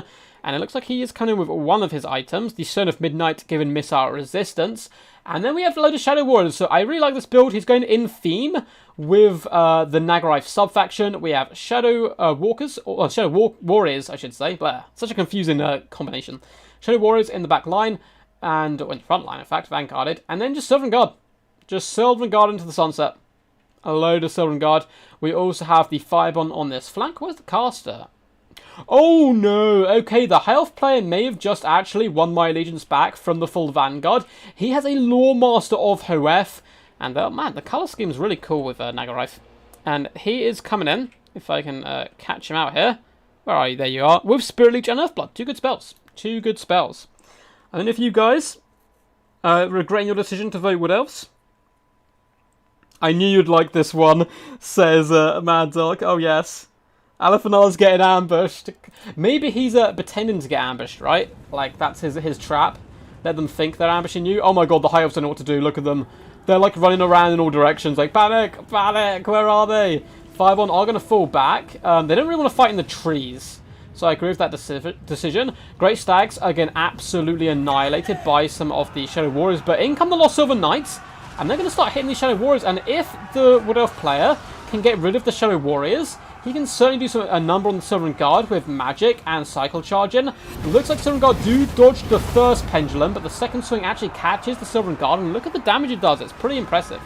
Great Stag Knights, though, get slaughtered because the Fireborn come in with a thunderous charge. However, some of the Shadow Warriors are being dealt with. Looks like 2 units currently on the run, but the Great Stag Knights have fled, and I don't think they're going to get that heal either.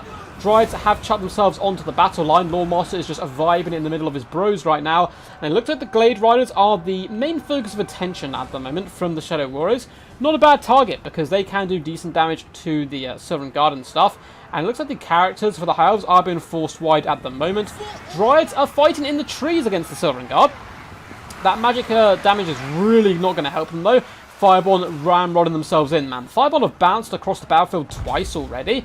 They're really getting real mobile here. Loremaster did get a bit of a miscast there, it would seem. We do have some witchcraft coming down. We've got a deadly onslaught, as well as always Helm of Discord. It looks like Alefanar may well get sniped here, which could cause a few problems. The Lost Silver Knights do manage to ramrod through a few more enemies. They're trying to beat back a unit of Illyrian Reavers who we missed at the start, but the Fireborn are in hot pursuit here. High Elves, man, they're looking pretty strong right now, but at the same time, they've taken a bit of a beating. Shadow Warriors have managed to find a home, though, in the back line. Lost Silver Knights are now fighting in the trees. This is good play by the Wood Elf player. Drag the High Elf Cavalry into the trees, then take the engagement. I think they should be fighting that. Great Stag Knights are going to be moving out to the right-hand side, looking to finish off some Shadow Warriors who have managed to rally. Druids, though, have just thrown wet paper towels at a brick wall. They cannot beat their way through the Sylvan Guard, who are just holding for an absolute age. But Alefanar is getting sniped out here by the tag team of the Great Stag Knights. Sorry, someone's blown their horn outside my window there. And Alefanar may go down here, and maybe with the leadership problems, Sylvan Guard are being slowly dragged down here by the Dryads. This battle could turn on its head, but the Fireborn are looking healthy. There are 3 Shadow Warriors as well, very comfortably just sitting in the back here, firing shots in. Dryads shouldn't even be taking engagements against the Silver and just run around, I think, and hunt down the Shadow Warriors. The Lost Silver Knights are going to be getting some support here from the Great Stags, as they're doing okay up against the Illyrian Reavers, as well as the Firebond who chased them down before. And in come the Great Stags, lowering those antlers, and yeah, the Illyrian Reavers are going to get destroyed here. Seems like the Fireborn were needed elsewhere, and they've kind of come back here into the main fold. Brancho's still alive, so we could see some Earthblood shenanigans go down on the Lost Silver Knights. Balance power is still dead even. Has Alifanar been dealt with? He's still alive, been escorted away, and he has a little ways to go before the edge of the battlefield, which is obviously going to be a big pain for the Wood Elves. They need that leadership gone now. Branchlife has forced her way into the back line with the Glade Captain, hunting down the Shadow Warriors, but they can of course crossfire, and she only has 60 armor, which isn't fantastic. We do have some cavalry who did dispatch the Reavers, who definitely need to come back and hunt down these Shadow Warriors. They need to get them off the field as quickly as possible. Somehow Alifanar rallies, despite being absolutely ramrodded by the Glade Lord. What is this? How did he come back?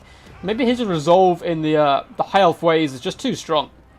He's kind of getting punted around, but this would buy time for the Fireborn to get over here and support, and it looks like that's just what they're going to try to do. They're getting picked apart a little bit by the Glade Riders, but fighting the trees, will be fine. Alifanar, man, his mass is helping him out quite a bit. He's not taking that much damage because he's been thrown around so much, but then a Deadly Onslaught has been popped, and Alifanar is taking a bit of a beating to his ego. The Fireborn, though, they're arriving. They're coming in numbers. They're not going to fight too well in the trees, but oh, they're going to make it in time. Alifanar is so weak, and he breaks. Glade Lady now does need to deal, or Glade Lord I should say, with the Firebomb. With a Hell of Discord coming down, he's not going to take too much damage and should be able to dish it out back in return. Drives need to go over here and surround and support though. Man, this is a close fight. Well played to the Wood Elf player to somehow keep this, what looked like it was going to be a terrible fight. Really well, and he's now using the Glade Riders aggressively, hunting down the Shadow Warriors, forcing them off the field. And it looks like the Glade Captain mixing with the Branchlife is dealing with the remaining Shadow Warriors, as well as the Lawmaster, who does manage to get himself with a bit of a heal there. Shadow Warriors aren't slouches in combat. It looks like the Stags have returned to the fray. There's a lot of Silver Guard left alive, though. Some good, well-timed Pendulums are going to need to come down, and the Glade Lord needs to beat the Firebomb. These droids have to be over here supporting right now, because single entities surrounded like this do tend to go down. Helmet Discord has now worn off, and that's going to switch this fight, because the Glade Lord definitely wins this with Helmet Discord. It looks like the droids are going to come in, so hopefully, if they can surround the Fireborn, they might be able to break their leadership. These guys are exhausted, and look at that leadership drop down to 20. Glade Lord is doing wonders here. Really cool pick. I love the Glade Lord. Seen him in action. Very underrated Lord. Shadow Warriors are broken and running in all directions. Wood Elf player needs to keep moving. Don't get caught by the Silver Guard. Hunt down instead all of these units. Get the Glade Captain over here and finish off these troops. Balance power is Wood Elf favoured. This is madness. What's happening today? Fireborn are gone. The Fireborn are gone. The leadership is dead. All reign supreme of the Wood Elf forces. Chat, you may be onto something. I believe you guys did go for Wood Elves, and the Glade Lord is back, baby. But this is a lot of Silver and Guard. This is a lot of Silver and Guard. And the Branchlife may go down here. This is a bit of a misplay by the Wood Elf player. He needs the Branchlife alive. Pendulums and heals are key. Well-placed Spirit Leech goes down on the Lost Silver Knights by the Lawmaster of Hoenn. He's been a good stalwart character for them today, and that may finish off the Lost Silver Knights, actually. They need to get healed up by some Earthbloods quickly. If they get a nice little Earthblood on all these units, that'd be nice, and we have to see some effective cycle charging, but the Silver and Guard line is, it's pretty tough. Glade Captain down to just 585 HP. Glade Riders as well, looking pretty beat up. Balance Power is dead even, but that is 70 Silver and Guards a lot. So it's 51 here, 43, 61, 21. I think it's been a hell of a scrap and a very valiant display by the force of the Wood Elves, but I don't know if it's possible. I really don't. I mean, again, as I say that, Dryads come from the trees, there's a lot of rear attacks coming in, the Shadow Warriors are going to buckle, and the Silver Guard leadership may waver. The loss of Alifanar is huge, and a Helm of Discord comes down for a lovely little death strike. It looks like the Lawmaster is the main focus of attention from this Glade Lord, who's really been an assassin today, hunting down Alifanar, finishing off the Fireborn. If he can kill this Lawmaster and break the leadership, there is hope. Dryads have chucked themselves into Silver and Guard, and it looks like the Glade Riders, with some good cycle charging, are breaking up the forces. The Lost Silver Knights have Terror. This is very key to remember. If the leadership breaks of the High Elf forces, Terror could come in and cause all sorts of problems, particularly with good cycle charging, and it looks like the Lawmaster has broken. Glade Captain is somehow still going strong. Shadow Warriors are terrified, and it could form a Terror route. If this chain routes, oh no, this could cause all sorts of problems. Look at the leadership on the High Elf forces. It's all down to about half at the moment. This Glade Captain, he deserves a promotion. I don't know who I need to speak to, Durfu, Ryan, but this guy needs a promotion. Glade Riders are going to come back. Branchlife has rallied, which is pretty key, but the Lost Silver Knights have broken, and they've shattered. No! Their terror was needed for the late game. It was so needed, but they're gone. Without the terror, that's going to be too tall an ask. There's so many Sylvan Guard left around. Glade Captain is being forced back here. Driven away. The Shadow Warriors should be able to finish off these Dryads coming in. And what a fight! That's probably taken over the Chaos game as my favourite fight. That was amazing. That was amazing. That was amazing, man. That was... Sorry, I'm stunned. I'm stunned. Droid frontline can work if you're trying to rush the enemy because of extra speed. I was speaking to Falcon about this a while ago, and he still takes Droids against High Elves because you just have to ignore the Sylvan Guard and use them to get into the enemy back line because they've got a bit of a speed buff, actually, since they used to have. But yeah, need to mix in like 1 or 2 war dancers, maybe, just to clear the Sylvan Guard. But my god, that was an amazing game. That was a game. I'm like, woo, woo. But Orion is always the answer for sure. I voted Nagar. I've heard it here first, folks. Thank you, Wicked. Love it. The Sylvan Guard did good, man. The Sylvan Guard did very good. But chat, 4-2 down on your predictions. So we will go through the damage dealt and damage value of all units in just a second. But before we get there, I'll of course will put up the glorious little poll. So 2 games left. Up next is Vampire Counts versus Greenskins. So, who will win? Are you guys been enjoying, by the way, the polls, or are they just like distracting? I don't know. I thought it'd be kind of fun to see your guys' views and like vote on this thing, and then make replay streams quite good as well. So we have Vampire Counts up against Greenskins. Oh, and there you go. So chat, you need to get these next 2 correct, so no pressure to pull even. I'm putting out there. Tech list is superior here. Flaming Sword. Yeah, Flaming Sword could be good as well. I mean, Alephanar's cool though, right? Alephanar's probably the coolest. Yeah. Awesome stuff. Let's hop into the damage delta and damage value. Then I'll try with you guys for a while. I love playing counts into Greenskins, says Cowboy Bob. I'm not sure who's playing, so we'll have to check it out. But Alkin did a good job. Alephanar, 500 damage value, though, did kind of get slaughtered a bit. 942 on the Lawmaster. I really like the Lawmaster play here. The Spirit Leeches were nice, to deal the Lost Silver Knights, and a lot of Earthbloods. Sylvan Guard certainly carried the day, though. 1.7k damage value, 448, 741, 827, and 863. So maybe not the most insane. Shadow Warriors did their fair share as well. I don't want to discount them here. 685 damage value, 981, 1,282, and the other one got slaughtered early on. The Fireball did amazing, 2,000 damage value, really giving it to the Lost Silver Knights and chasing them away, and good work on the Great Stags. But the MVP, without a doubt, for against all anarchy, is the Glade Lord. 2,299 damage value, killing the Lawmaster, killing Alephanar, finishing off the Fireball. I thought that was amazing. I thought that was amazing work there. Branch Wraith, 1.4k damage value. Nice pendulums. 1,137 on the Glade Captain. Dryads got slaughtered across the board. That's got some damage value, though. The Great Stag Knights, 841. 1.3k on the Lost Silver Knights. And the sneaky Glade Riders, Hagbane Tips. Just shy of 1,200 damage value of 69 kills. So I'm going to leave that one hanging for you guys. And 745 for the other unit. So, let's check out who's going to be playing in this next one. It is a Vampire Counts versus Greenskins, and we have 2 people whose names I do recognise. We have Ima. I'm probably butchering that. It means Greek it means blood in Greek, I think, or ancient Greek, maybe. They have a different name, which I do forget. This is their clan name.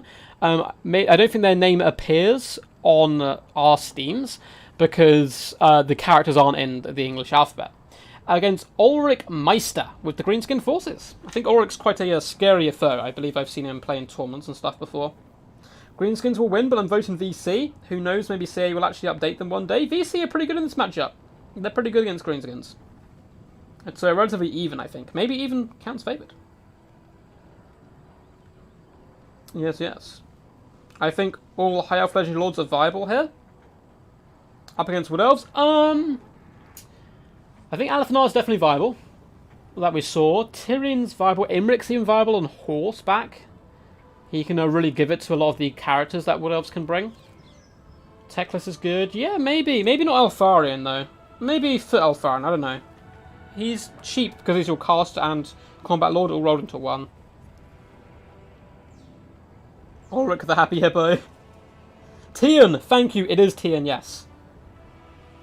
But I think Tian has, I think different letters in the alphabet, and that's why you can't see his name, but I may be wrong there. I may be wrong. If Helman Gorse is meta, that'd be hilarious. Yes, yes. But I hope you guys have been enjoying. We're hopping into the second to last game. So let's see what you guys voted. Again, guys, if you're enjoying, feel free to like, feel free to subscribe, and all that cool stuff. We do streams every week, or at least try to. And let's end the poll. What up, Duck Army, says Cat Morgan. What's up, Brad? How are you, man?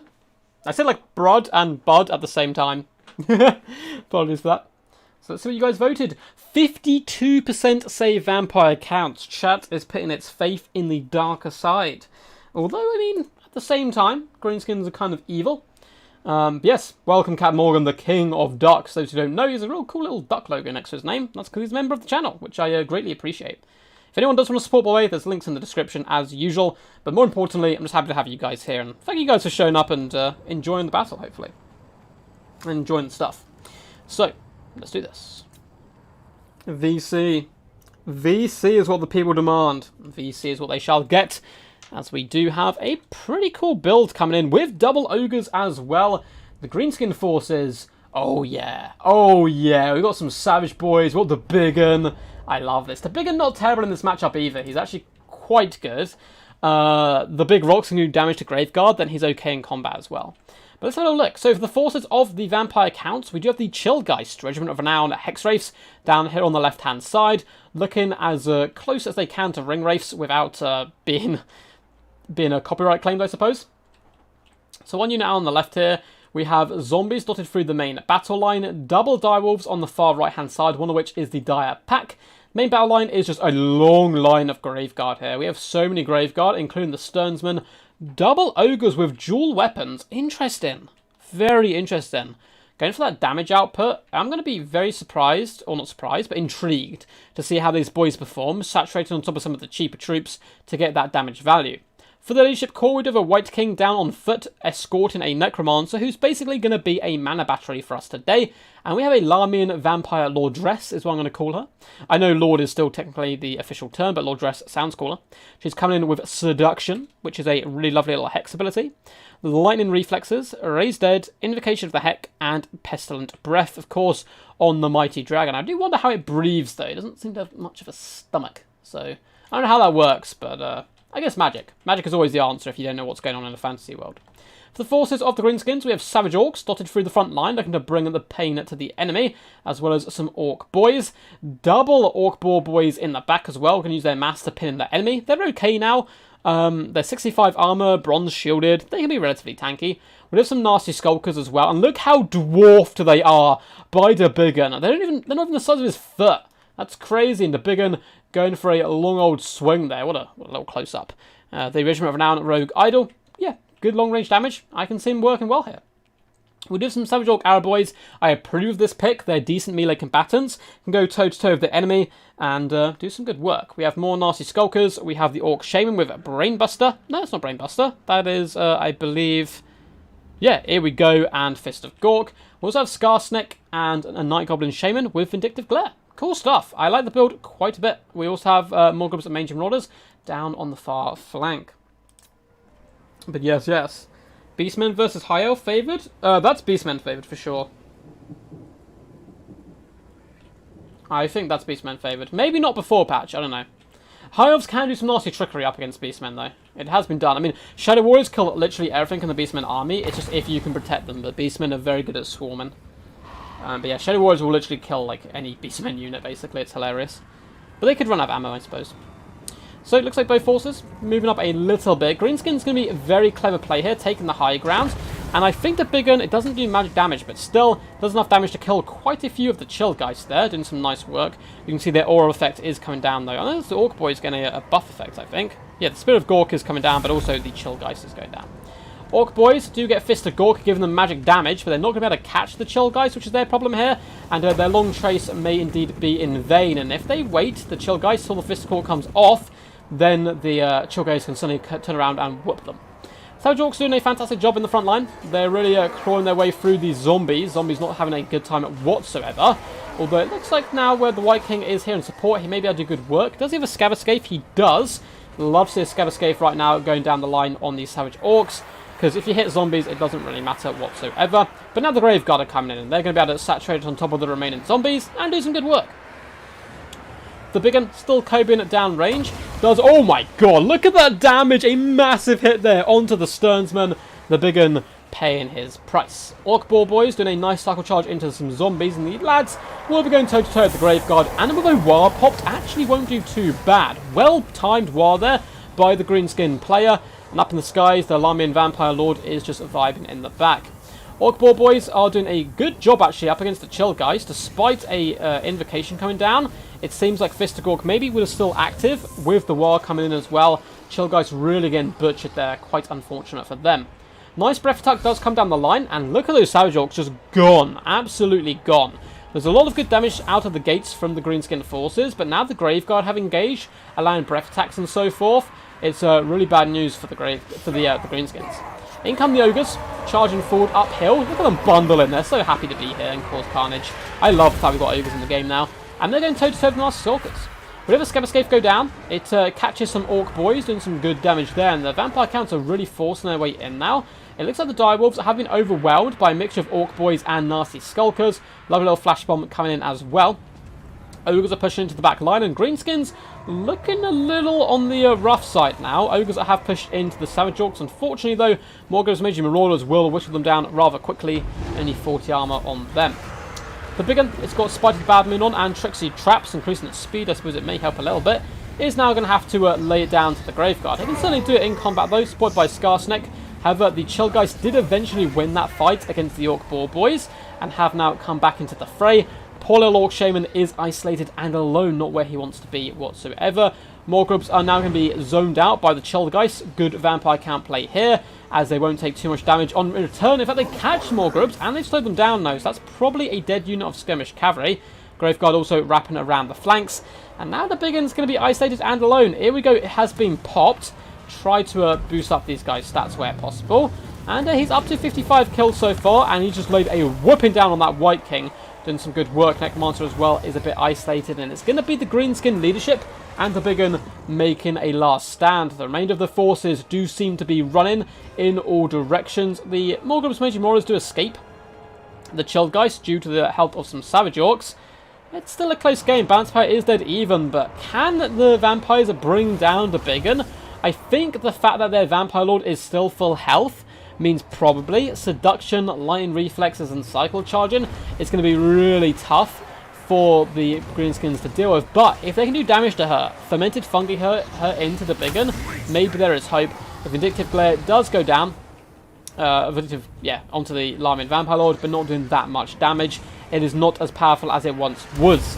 Its Overcast no longer does double the amount of missiles, but instead increases AP. So it's better against like dinosaurs and stuff, but worse. And yeah, you say Blackhawks are the best heavy infantry in the game by far. Oof, I don't know about that, man. Maybe. The Crimson Killers are best like toe to toe, but cost effective wise, I'll have to think about it. But maybe you're right. I think Temple Guard though are certainly very good heavy infantry for their cost, and maybe quite a bit more flexible than the Blackhawks. The big one is swinging around, doing his cool janky attack animations, trying his little heart out, but the Vampire Lord is here. Spite of the Bad Moon has gone down. Skarsnik is getting surrounded by Graveguard, and he's not going to be having a good time there. But a big old thunderclap. Look at the Graveguard get sent off in all directions, as just like the Thunder God 4, the big one sucks his weapons back to his body. Lovely little breath attack comes down on the Nasty Skulkers. Yeah, not going to get you the best value, but it breaks them off the field. Ogres are currently terrified and running away, which is quite hilarious. There are some ranged troops that could come back here, but yeah, the Vampire count's looking very comfortable right now. Very, very comfortable. Fermented Fungi goes down on the Graveguard. In comes the Vampire Lord. with Blinding Reflexes popped, and Skarsnik is, oh, he's struggling. He is struggling right now. The Biggin, though, has been a bit of a rock, no pun intended, at the center of this formation, getting nearly 2,000 damage value, 12k damage dealt, and 116 kills.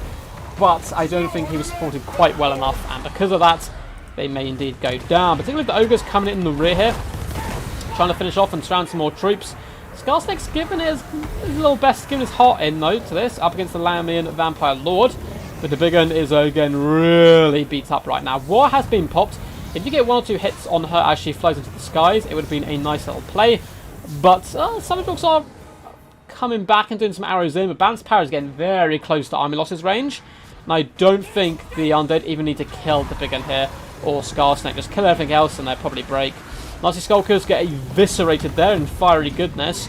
And the Biggin now is getting self-charged once more by the Vampire Lord. You've got to be a bit careful, though, because the Biggin does actually get more powerful to a point. He gets more armor-piercing damage the weaker he gets, but he also becomes weaker. It sustains more damage, I should say. So it's more susceptible to more damage the weaker he gets, but he dishes out more damage as well.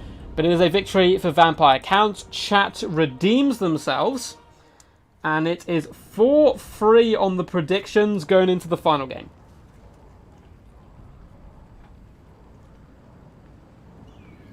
Yeah, I don't think... Are Blackhawks immune to psychology? Maybe. I think Temple Guard are a better unit than Blackhawks, though, I have to say.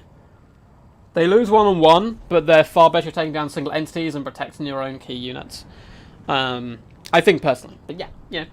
To be honest, Total War is a game of opinions, and that's what we like, because it's so versatile. You can bring a lot of different stuff. But well played to these two lads. Ulrich Meister going down, but not going down without a scrap. 180 kills on the Biggin, and well played as well here to Aimer, putting on a fantastic display, and moving the Vampire Counts through to the next round. So, Ulrich Meister, let's look at the damage dealt. Actually, we'll get to damage dealt and damage value in just a second. Before we get there, let's offer you guys a beautiful little poll. Who will win next? This is the final game. Chat so far has got 4 matchups wrong and 3 correct. And lastly, we have Tomb Kings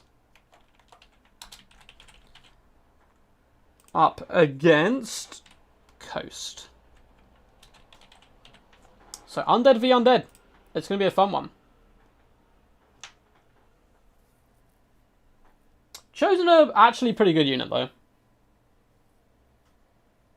Even though the best infantry in the game. I do not agree at all, man. At all. No. They're not as good as, like, Saurus Warriors. Like, they kill Saurus Warriors for sure, but, like, as far as, like, value, no way Blackhawk's the best, I don't think. I don't know. Maybe I'm the one being out there and saying that, and people think they are and I'm mad. But I think there's a lot more cost-effective infantry. But anyway, on to the damage start and damage value. 646 damage value on Skarsnik. Shaman, 535. 2-5 for the other one, so not too good there for the hero call. Orc Boys and Narsca Skulkers just kind of died. Savage Orcs got good kills across the board, clearing out chaff, which is a key role. But no value, of course, because you're just killing zombies, and they really did meet their match up against the Graveguard. Likewise, the Archers struggled.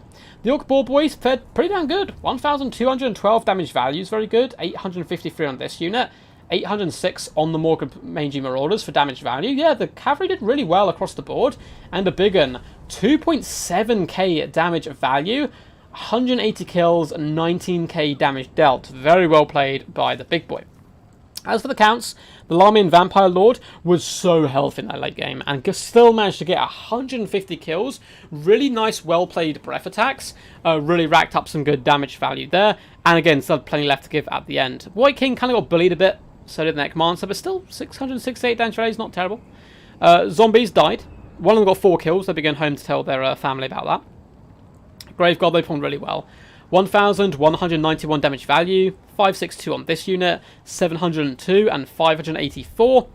The Chillgeist got, not bad, 841 damage value. Did get pounded down a bit early on because of the Fist of Gork, but managed to come back. But still, 87 kills is pretty solid. Likewise, 105 on the Sternsman is very good. Cavalry, one unit got shut down very quickly, but the Dire Pack, with the anti-large, 1,077 damage value, is certainly very nice and not too shabby whatsoever. The Ogres, 700 and 1,450 damage value. That is cool. That is cool. They did very well here for the forces of the Count, and it's cool to see. You can't complain about crumbling. You cannot complain about crumbling anymore, because these units can break. They can break a run. Oh, best heavy and elite infantry. Okay, don't have to scream, bro. I just wasn't looking at chat. I don't know. I still think Temple Guard are a more versatile and useful unit, as far as heavy infantry is concerned. But yes. The Bloody Reaver supremacy, says Neckbit. Man, Bloody Reavers are cool, though. So, we will be moving on to the last game of today's stream. It is Potato Sauce versus Honey Nut. Two seasoned tournament players bringing Vampire Coast up against the Tomb Kings, which should be some good fun. So, let's see what you guys voted on. See if you guys are getting it correct or not. Boo, boo, boo, boo. End poll. Zombies are great for their cost, for sure. So are peasants. They do their job, right? They do their job. So, dun dun. The time is now. Like Skaven says, hell yeah, he's getting ready. Oh, it is a close one. It is a close one. 52 though for Tomb Kings. 52%. So, I'm sure you guys are going to be rooting for the Tomb Kings here and the forces of Honey Nut. So if he wins, it's 4-all. And that's pretty damn good odds, I think, from chat. Pretty good odds. I'm just going to catch up with chat quickly, make sure you guys are all good. Looks like everyone is. So this is your last chance, guys. Your last chance. Give that video a thumbs up. Subscribe to the channel. And yeah, if you want to support, there's links down below. Got Patreon, all that standard stuff. But don't worry too much if you can't. Feel free to just enjoy the carnage as we go in to this final game. Potato Sauce, Honey Nut. The time is now. Yeah, Victor, I don't know what's happening, Skaven. I'm just like, and come in and steal the vote. They always steal the vote. He who has chariots wins. I love it. I love it. Yeah, these guys are playing, I'm assuming, I don't know what this language is. I'm going to say Spanish, maybe? So that's why the names are coming up different. It looks like we do have Cetra, which I'm a fan of. Was that Cetra? Or was it Arkan? Oh no, it's Arkan. Oh no, not a fan. Because I feel like Arkan can get really sniped out by Luther Harkin here. But who knows? We'll have to see. Davina just saying, if you ever needed a clan home, DBD would happily welcome you in. But anyway, let's go through the Tomb King forces first. So we have Skeleton Warriors dotted along here with more Skeleton Warriors. Wait, was that other game on a different map? Am I tripping? Did we just watch a game on the wrong map? Huh. I'm pretty sure we did. That was weird. Okay, sorry. That's I'm back now. Back to reality. So Skeleton Warriors through the front line and the flanks. We also have Skeleton Spearmen backing up the rear. Triple Skeleton Archers. That's a lot of Daka here because they're also supporting triple Ushopti Great Bows. No Regiment Renown, no Chosen of the Gods. It'd be cool to be chosen by a god, but yeah, these guys, not chosen of the gods, but still very powerful troops. And Foot Archon the Black, coming with Spirit Leech. So just looking to Spirit Leech spam, all of his items and abilities as well, which are very powerful. And we also have the Eyes of the Desert, Regiment of Renown Sneaky Snakes, who not only look fabulous, look at their little snake-like maces on the end of their tails, but also dish out the pain to the large threats. Their main job, to be honest, is going to be to protect Arkan from Luther Harkin, because Luther Harkin will just fly over and kill him. And we also have a Casket of Souls hiding in the trees, which is an interesting tactic, see if it will pay off. For the forces of the pirates, we do have some unit down here. Where are you? You're like invisible. There you are, lurking in the trees. You have some Scurvy Dogs on the flanks. Looks like Scurvy Dogs on the other side as well. And from every game we've seen today, people have fought in this gap. It's the gap everyone loves. We have double deck droppers with handgunners in the skies, escorting Luther Harkin, and it seems like 2 Fellbats as well to try to get into the back line, deal with carrying and all that good stuff. We do have polearms as well as deckhand mobs in the front line, dotted all the way along, which is good to see. We have zombie pirate gunnery mobs in the back, as well as double bombers 2 Gunnery Wights Crabos. Oh no, one's not a Gunnery Wight, I don't think. So we have 1 Gunnery Wight Crabo, which is always quite good with Scaverscape, and a Vampire Fleet Captain of Vampires, Raised Dead, Invocation of that Heck. Yeah, that's some cool stuff. So overall, I'm a big fan of this build. You definitely need the Vampire Fleet Captain of Vampires when you go Luther Harkin, because he cannot use magic. Though he still is a vampire, he's just too crazy. A little bit too crazy. Costa del Vampiro! It is Spanish! I'm a genius! I'm a genius! We guessed right. We guessed right. Snap back to reality. Oh, there goes gravity. Oh no. Before you ask, yes, I'm Spanish, so I know. Awesome, man. Where in Spain are you from? I'm not one for clans, but you never know. Well, if you ever change your mind, trust me, let me know. It's so cool. Yeah, vampire counts and orcs broke reality. Okay. Okay, that's cool. I thought I was like losing my mind. So I was about to say, hey, we're on the same map again, so I need to go over it. And I was like, what? I feel like this is a different map. No way the count's going to do something different. Are they going around the right-hand side? Or are they just looking to try to use their air force? I mean, that's risky. There's a lot of archers here. Casket has popped out of its sneaky shadows, looking to come back into the main fight, and I don't know what Coast are doing. I think they might be going for a long walk around. Go all the way around here, which honestly is probably the better play, though it will take a while. I have a sip of my drink. Aloys, champion of the people, quackadoodle-doo. You've made it in time just for the last game, I'm afraid. But it has been an awesome stream. I'm very excited for the next round. We will definitely live cast the round 2 and probably quarterfinals together, because there'd be less games, right? And then maybe the semis and finals as well, hopefully. Oh, you're from Barcelona. Oh, you're Catalan? Catalan?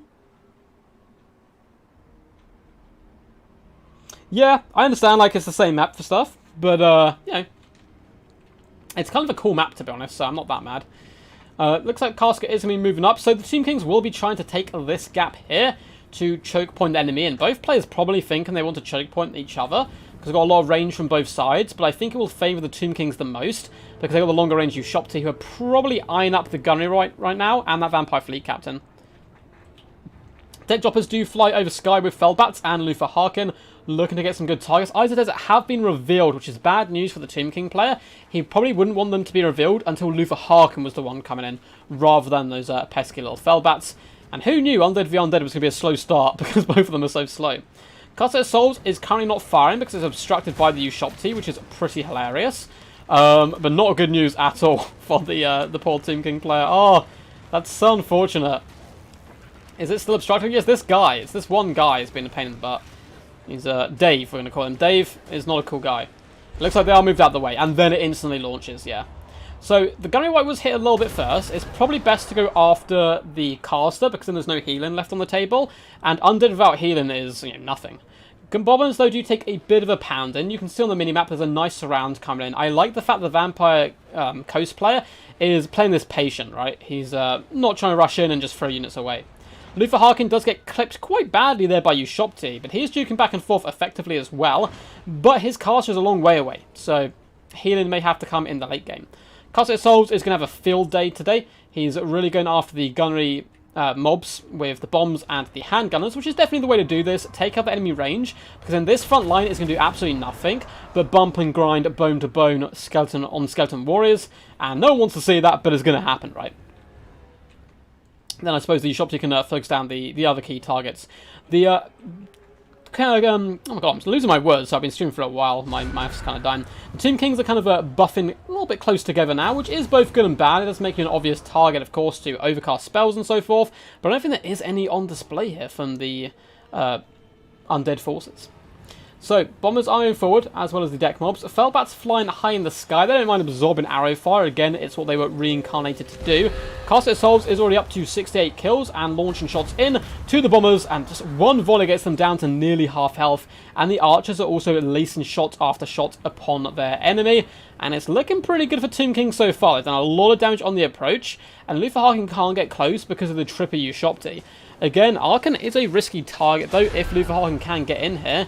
But the air core's just been forced wide. It's been forced out of all good engagements. And the Eyes of the Desert are such a useful unit. You can see they're floating in here, and they should be able to unleash damage on Lutherharken, who comes with a nice breath attack though. Felbat's jump down, just trying to distract the Eyes of the Desert as much as possible. Handgunners though taking quite a pounding, and the undead forces are they're barely reaching the front line. They're barely reaching it because of that cask up to 126 kills. Not even used half its ammo left. The bombers have done a pretty good work so far. Where are the heroes? Heroes are kind of vibing in the back. They need to get close. We need to see some Scavescapes going down this front line to allow the pirates to really get into the back line. You can see the Skodogs are trying their best. Eyes of the Desert have taken quite a pounding as well. Felbats, though, are getting slaughtered in the skies. And Lutherharken as well is taking a bit of a beating. Casket of Skulls is once again drained. Casket of Souls, my god, I know what's happened, guys, apologies. My my commentary is just dipped right now. So many undead forces to try to remember.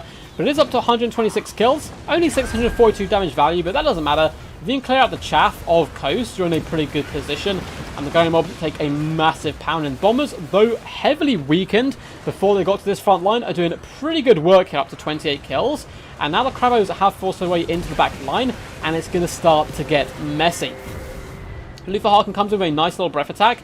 He's going after the Ushopti though. I think clearing out the chaff would be a better play here and allow his forces to really wrap around and get into the enemy. We can see we've got polearms moving around the left-hand flank, and Luther is going to start to dive in and try to finish off some of the weaker units, which is a good play. Handgunners up in the skies are just getting eviscerated right now. We can see Spirit Leech going down on them. The Sneaky Snakes as well, just doing their little cool attack animations up onto the Deck Droppers. That is a dead unit. Bounce power very heavy right now in the favour of the Tomb Kings, and they still have their Ushopti summon to come. They're winning the melee fight on the left-hand side. He can now rotate more troops around to deal with the threat on the right.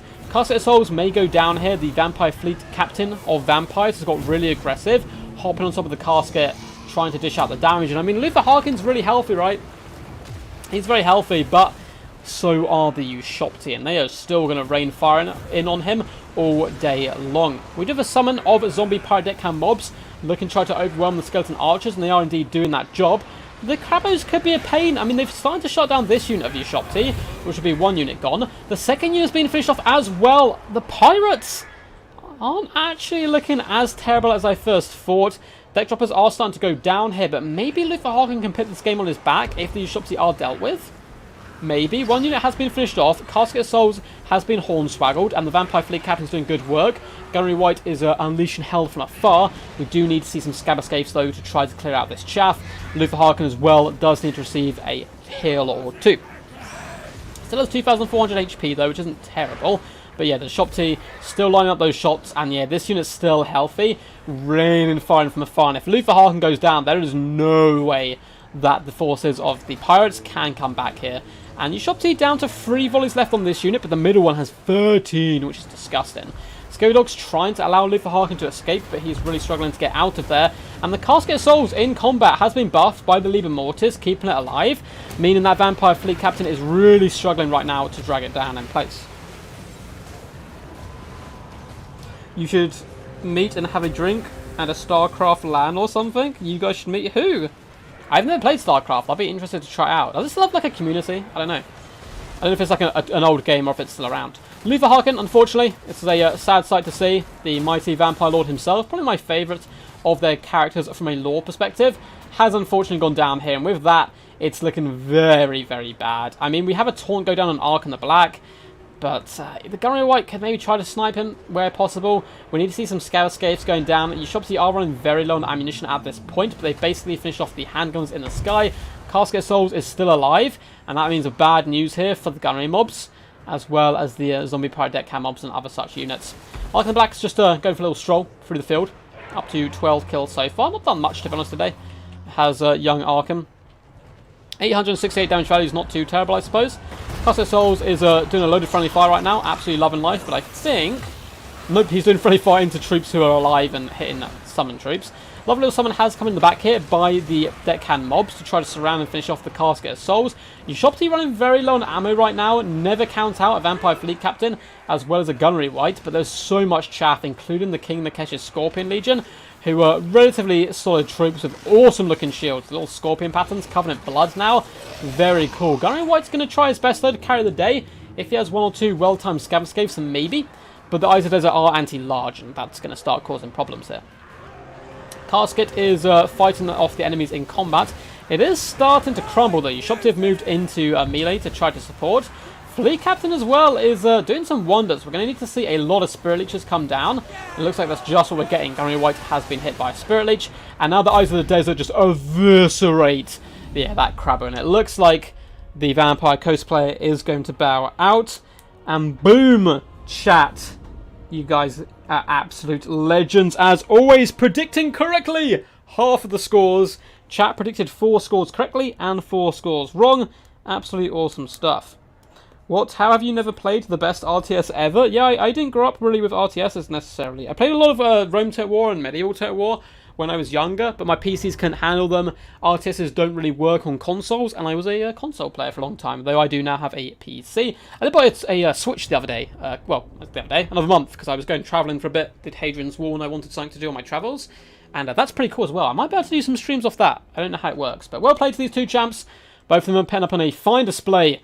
Honey Nuts, though, does crack the nut of Potato Sauce's build and claim victory. Was a little bit scared when I saw Luther Harkin versus Arkham, but Chobi Shopti has been the bane of my Total War existence for quite some time. And they did manage to seal victory. Carlson goes, brr, indeed, man, indeed. The duck is on its way. Are you in Discord? I am in Discord. What's happening? What's happening? I voted for the losing faction on all matchups, you know, to support their causes. I love it, Victor. I mean, you may have been sneaky enough to know the score, though. Because you were in the tournament, of course. And yeah, awesome stuff by these lads. So, let's quickly check Discord, because I've had quite a few... Oh my god, I've had a load of messages.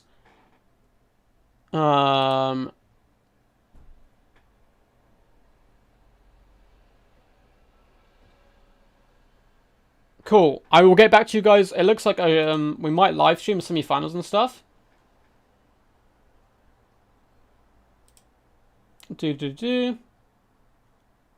Cool. Sorry, I've been looking through messages and stuff. Yeah, we can try and live stream the semi-finals if we can organise it. If not, we can do replays, but I would love to organise that. We will, of course, though, be doing round 2 before then as well. But yeah. Hope you guys enjoyed. No Ducky, these two lads are about to become best friends because they live in the same city. Oh, 2 guys are, sorry. I thought someone wanted to meet up with me. What's my Discord? There's a link down below in the description. Yes.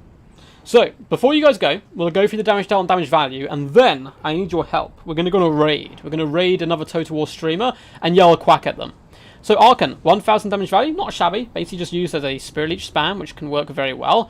The front line held, it did its job, although it did get bombarded a little bit. 652 damage value on King Nakesh's Scorpion Legion, however, isn't too shabby whatsoever. Skeleton Archers, 700 damage value, 548, 338, and 249, not terrible. Oh my god, the Ushopti, 3000 damage value, 973 and 285. Okay, so 2 of them not performing super well, but that unit, 3000 is disgusting. Eyes of the Desert, not the craziest damage value, but very healthy in the end game. So it had plenty left to give. Plus, we're a good warning sign, a good deterrent there for Luther. And that kind of really helped protect Arkan. 829 damage value on the Casket of Souls. Doesn't seem like much, but 195 killed, 12k damage dealt, thins out Kos. And as a rule of thumb for undead factions, if you can thin out their chaff quickly, you're going to be in a good position. Luther Harkin, only 839 damage value, 1000 on the Gunnery White, 1000 on the Vampire Fleet Captain. I liked how Potato Sauce used them aggressively. The Zombie Pirate Deck mobs did a relatively solid display as well. Yeah, not bad across the board. Bombers unfortunately failed, and a lot of the Skaven Dogs and Flies just didn't live up to their hype. Alright, John the Discord, didn't realise you weren't in there, HGM. Thanks for the stream, Duck. It was awesome. Excited about the next rounds. We will definitely do the next rounds. Good stream. Ta-ta for now. Catch you later, Davina. Always lovely to have you here. Hey, looks like Zach's turned up as well. Unfortunately, Zach, we've just finished. So we did round 1 of a faction war. We will do round 2 and quarterfinals and stuff in the next stream, which will be next week at some point. So, before you guys go, though, 1, if you haven't already, please do like and subscribe. If you haven't, why not? Nakai is very disappointed with you right now and is calling you treacherous. But before you go, I'm going to try to see if someone else is streaming and we can go spread the love, say hello. You don't have to stick around for long. But it's always cool to, say hello to people. So, oh god, is no one streaming? Is no one streaming?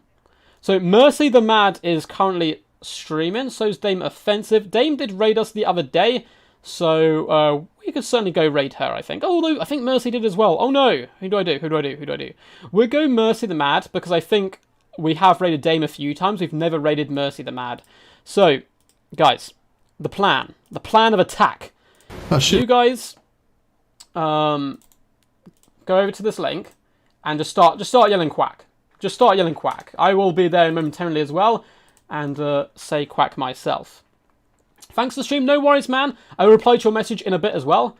Potato Sauce is actually legit an Empire player. I think first tournament he threw his name in the hat for Coast as a sub-faction. Oh, that was cool. I mean, he did good. He did good anyway. But yeah, hope you guys enjoyed. Thank you for tuning in. You guys really do make this the funnest job, to be honest, of doing these streams and so forth.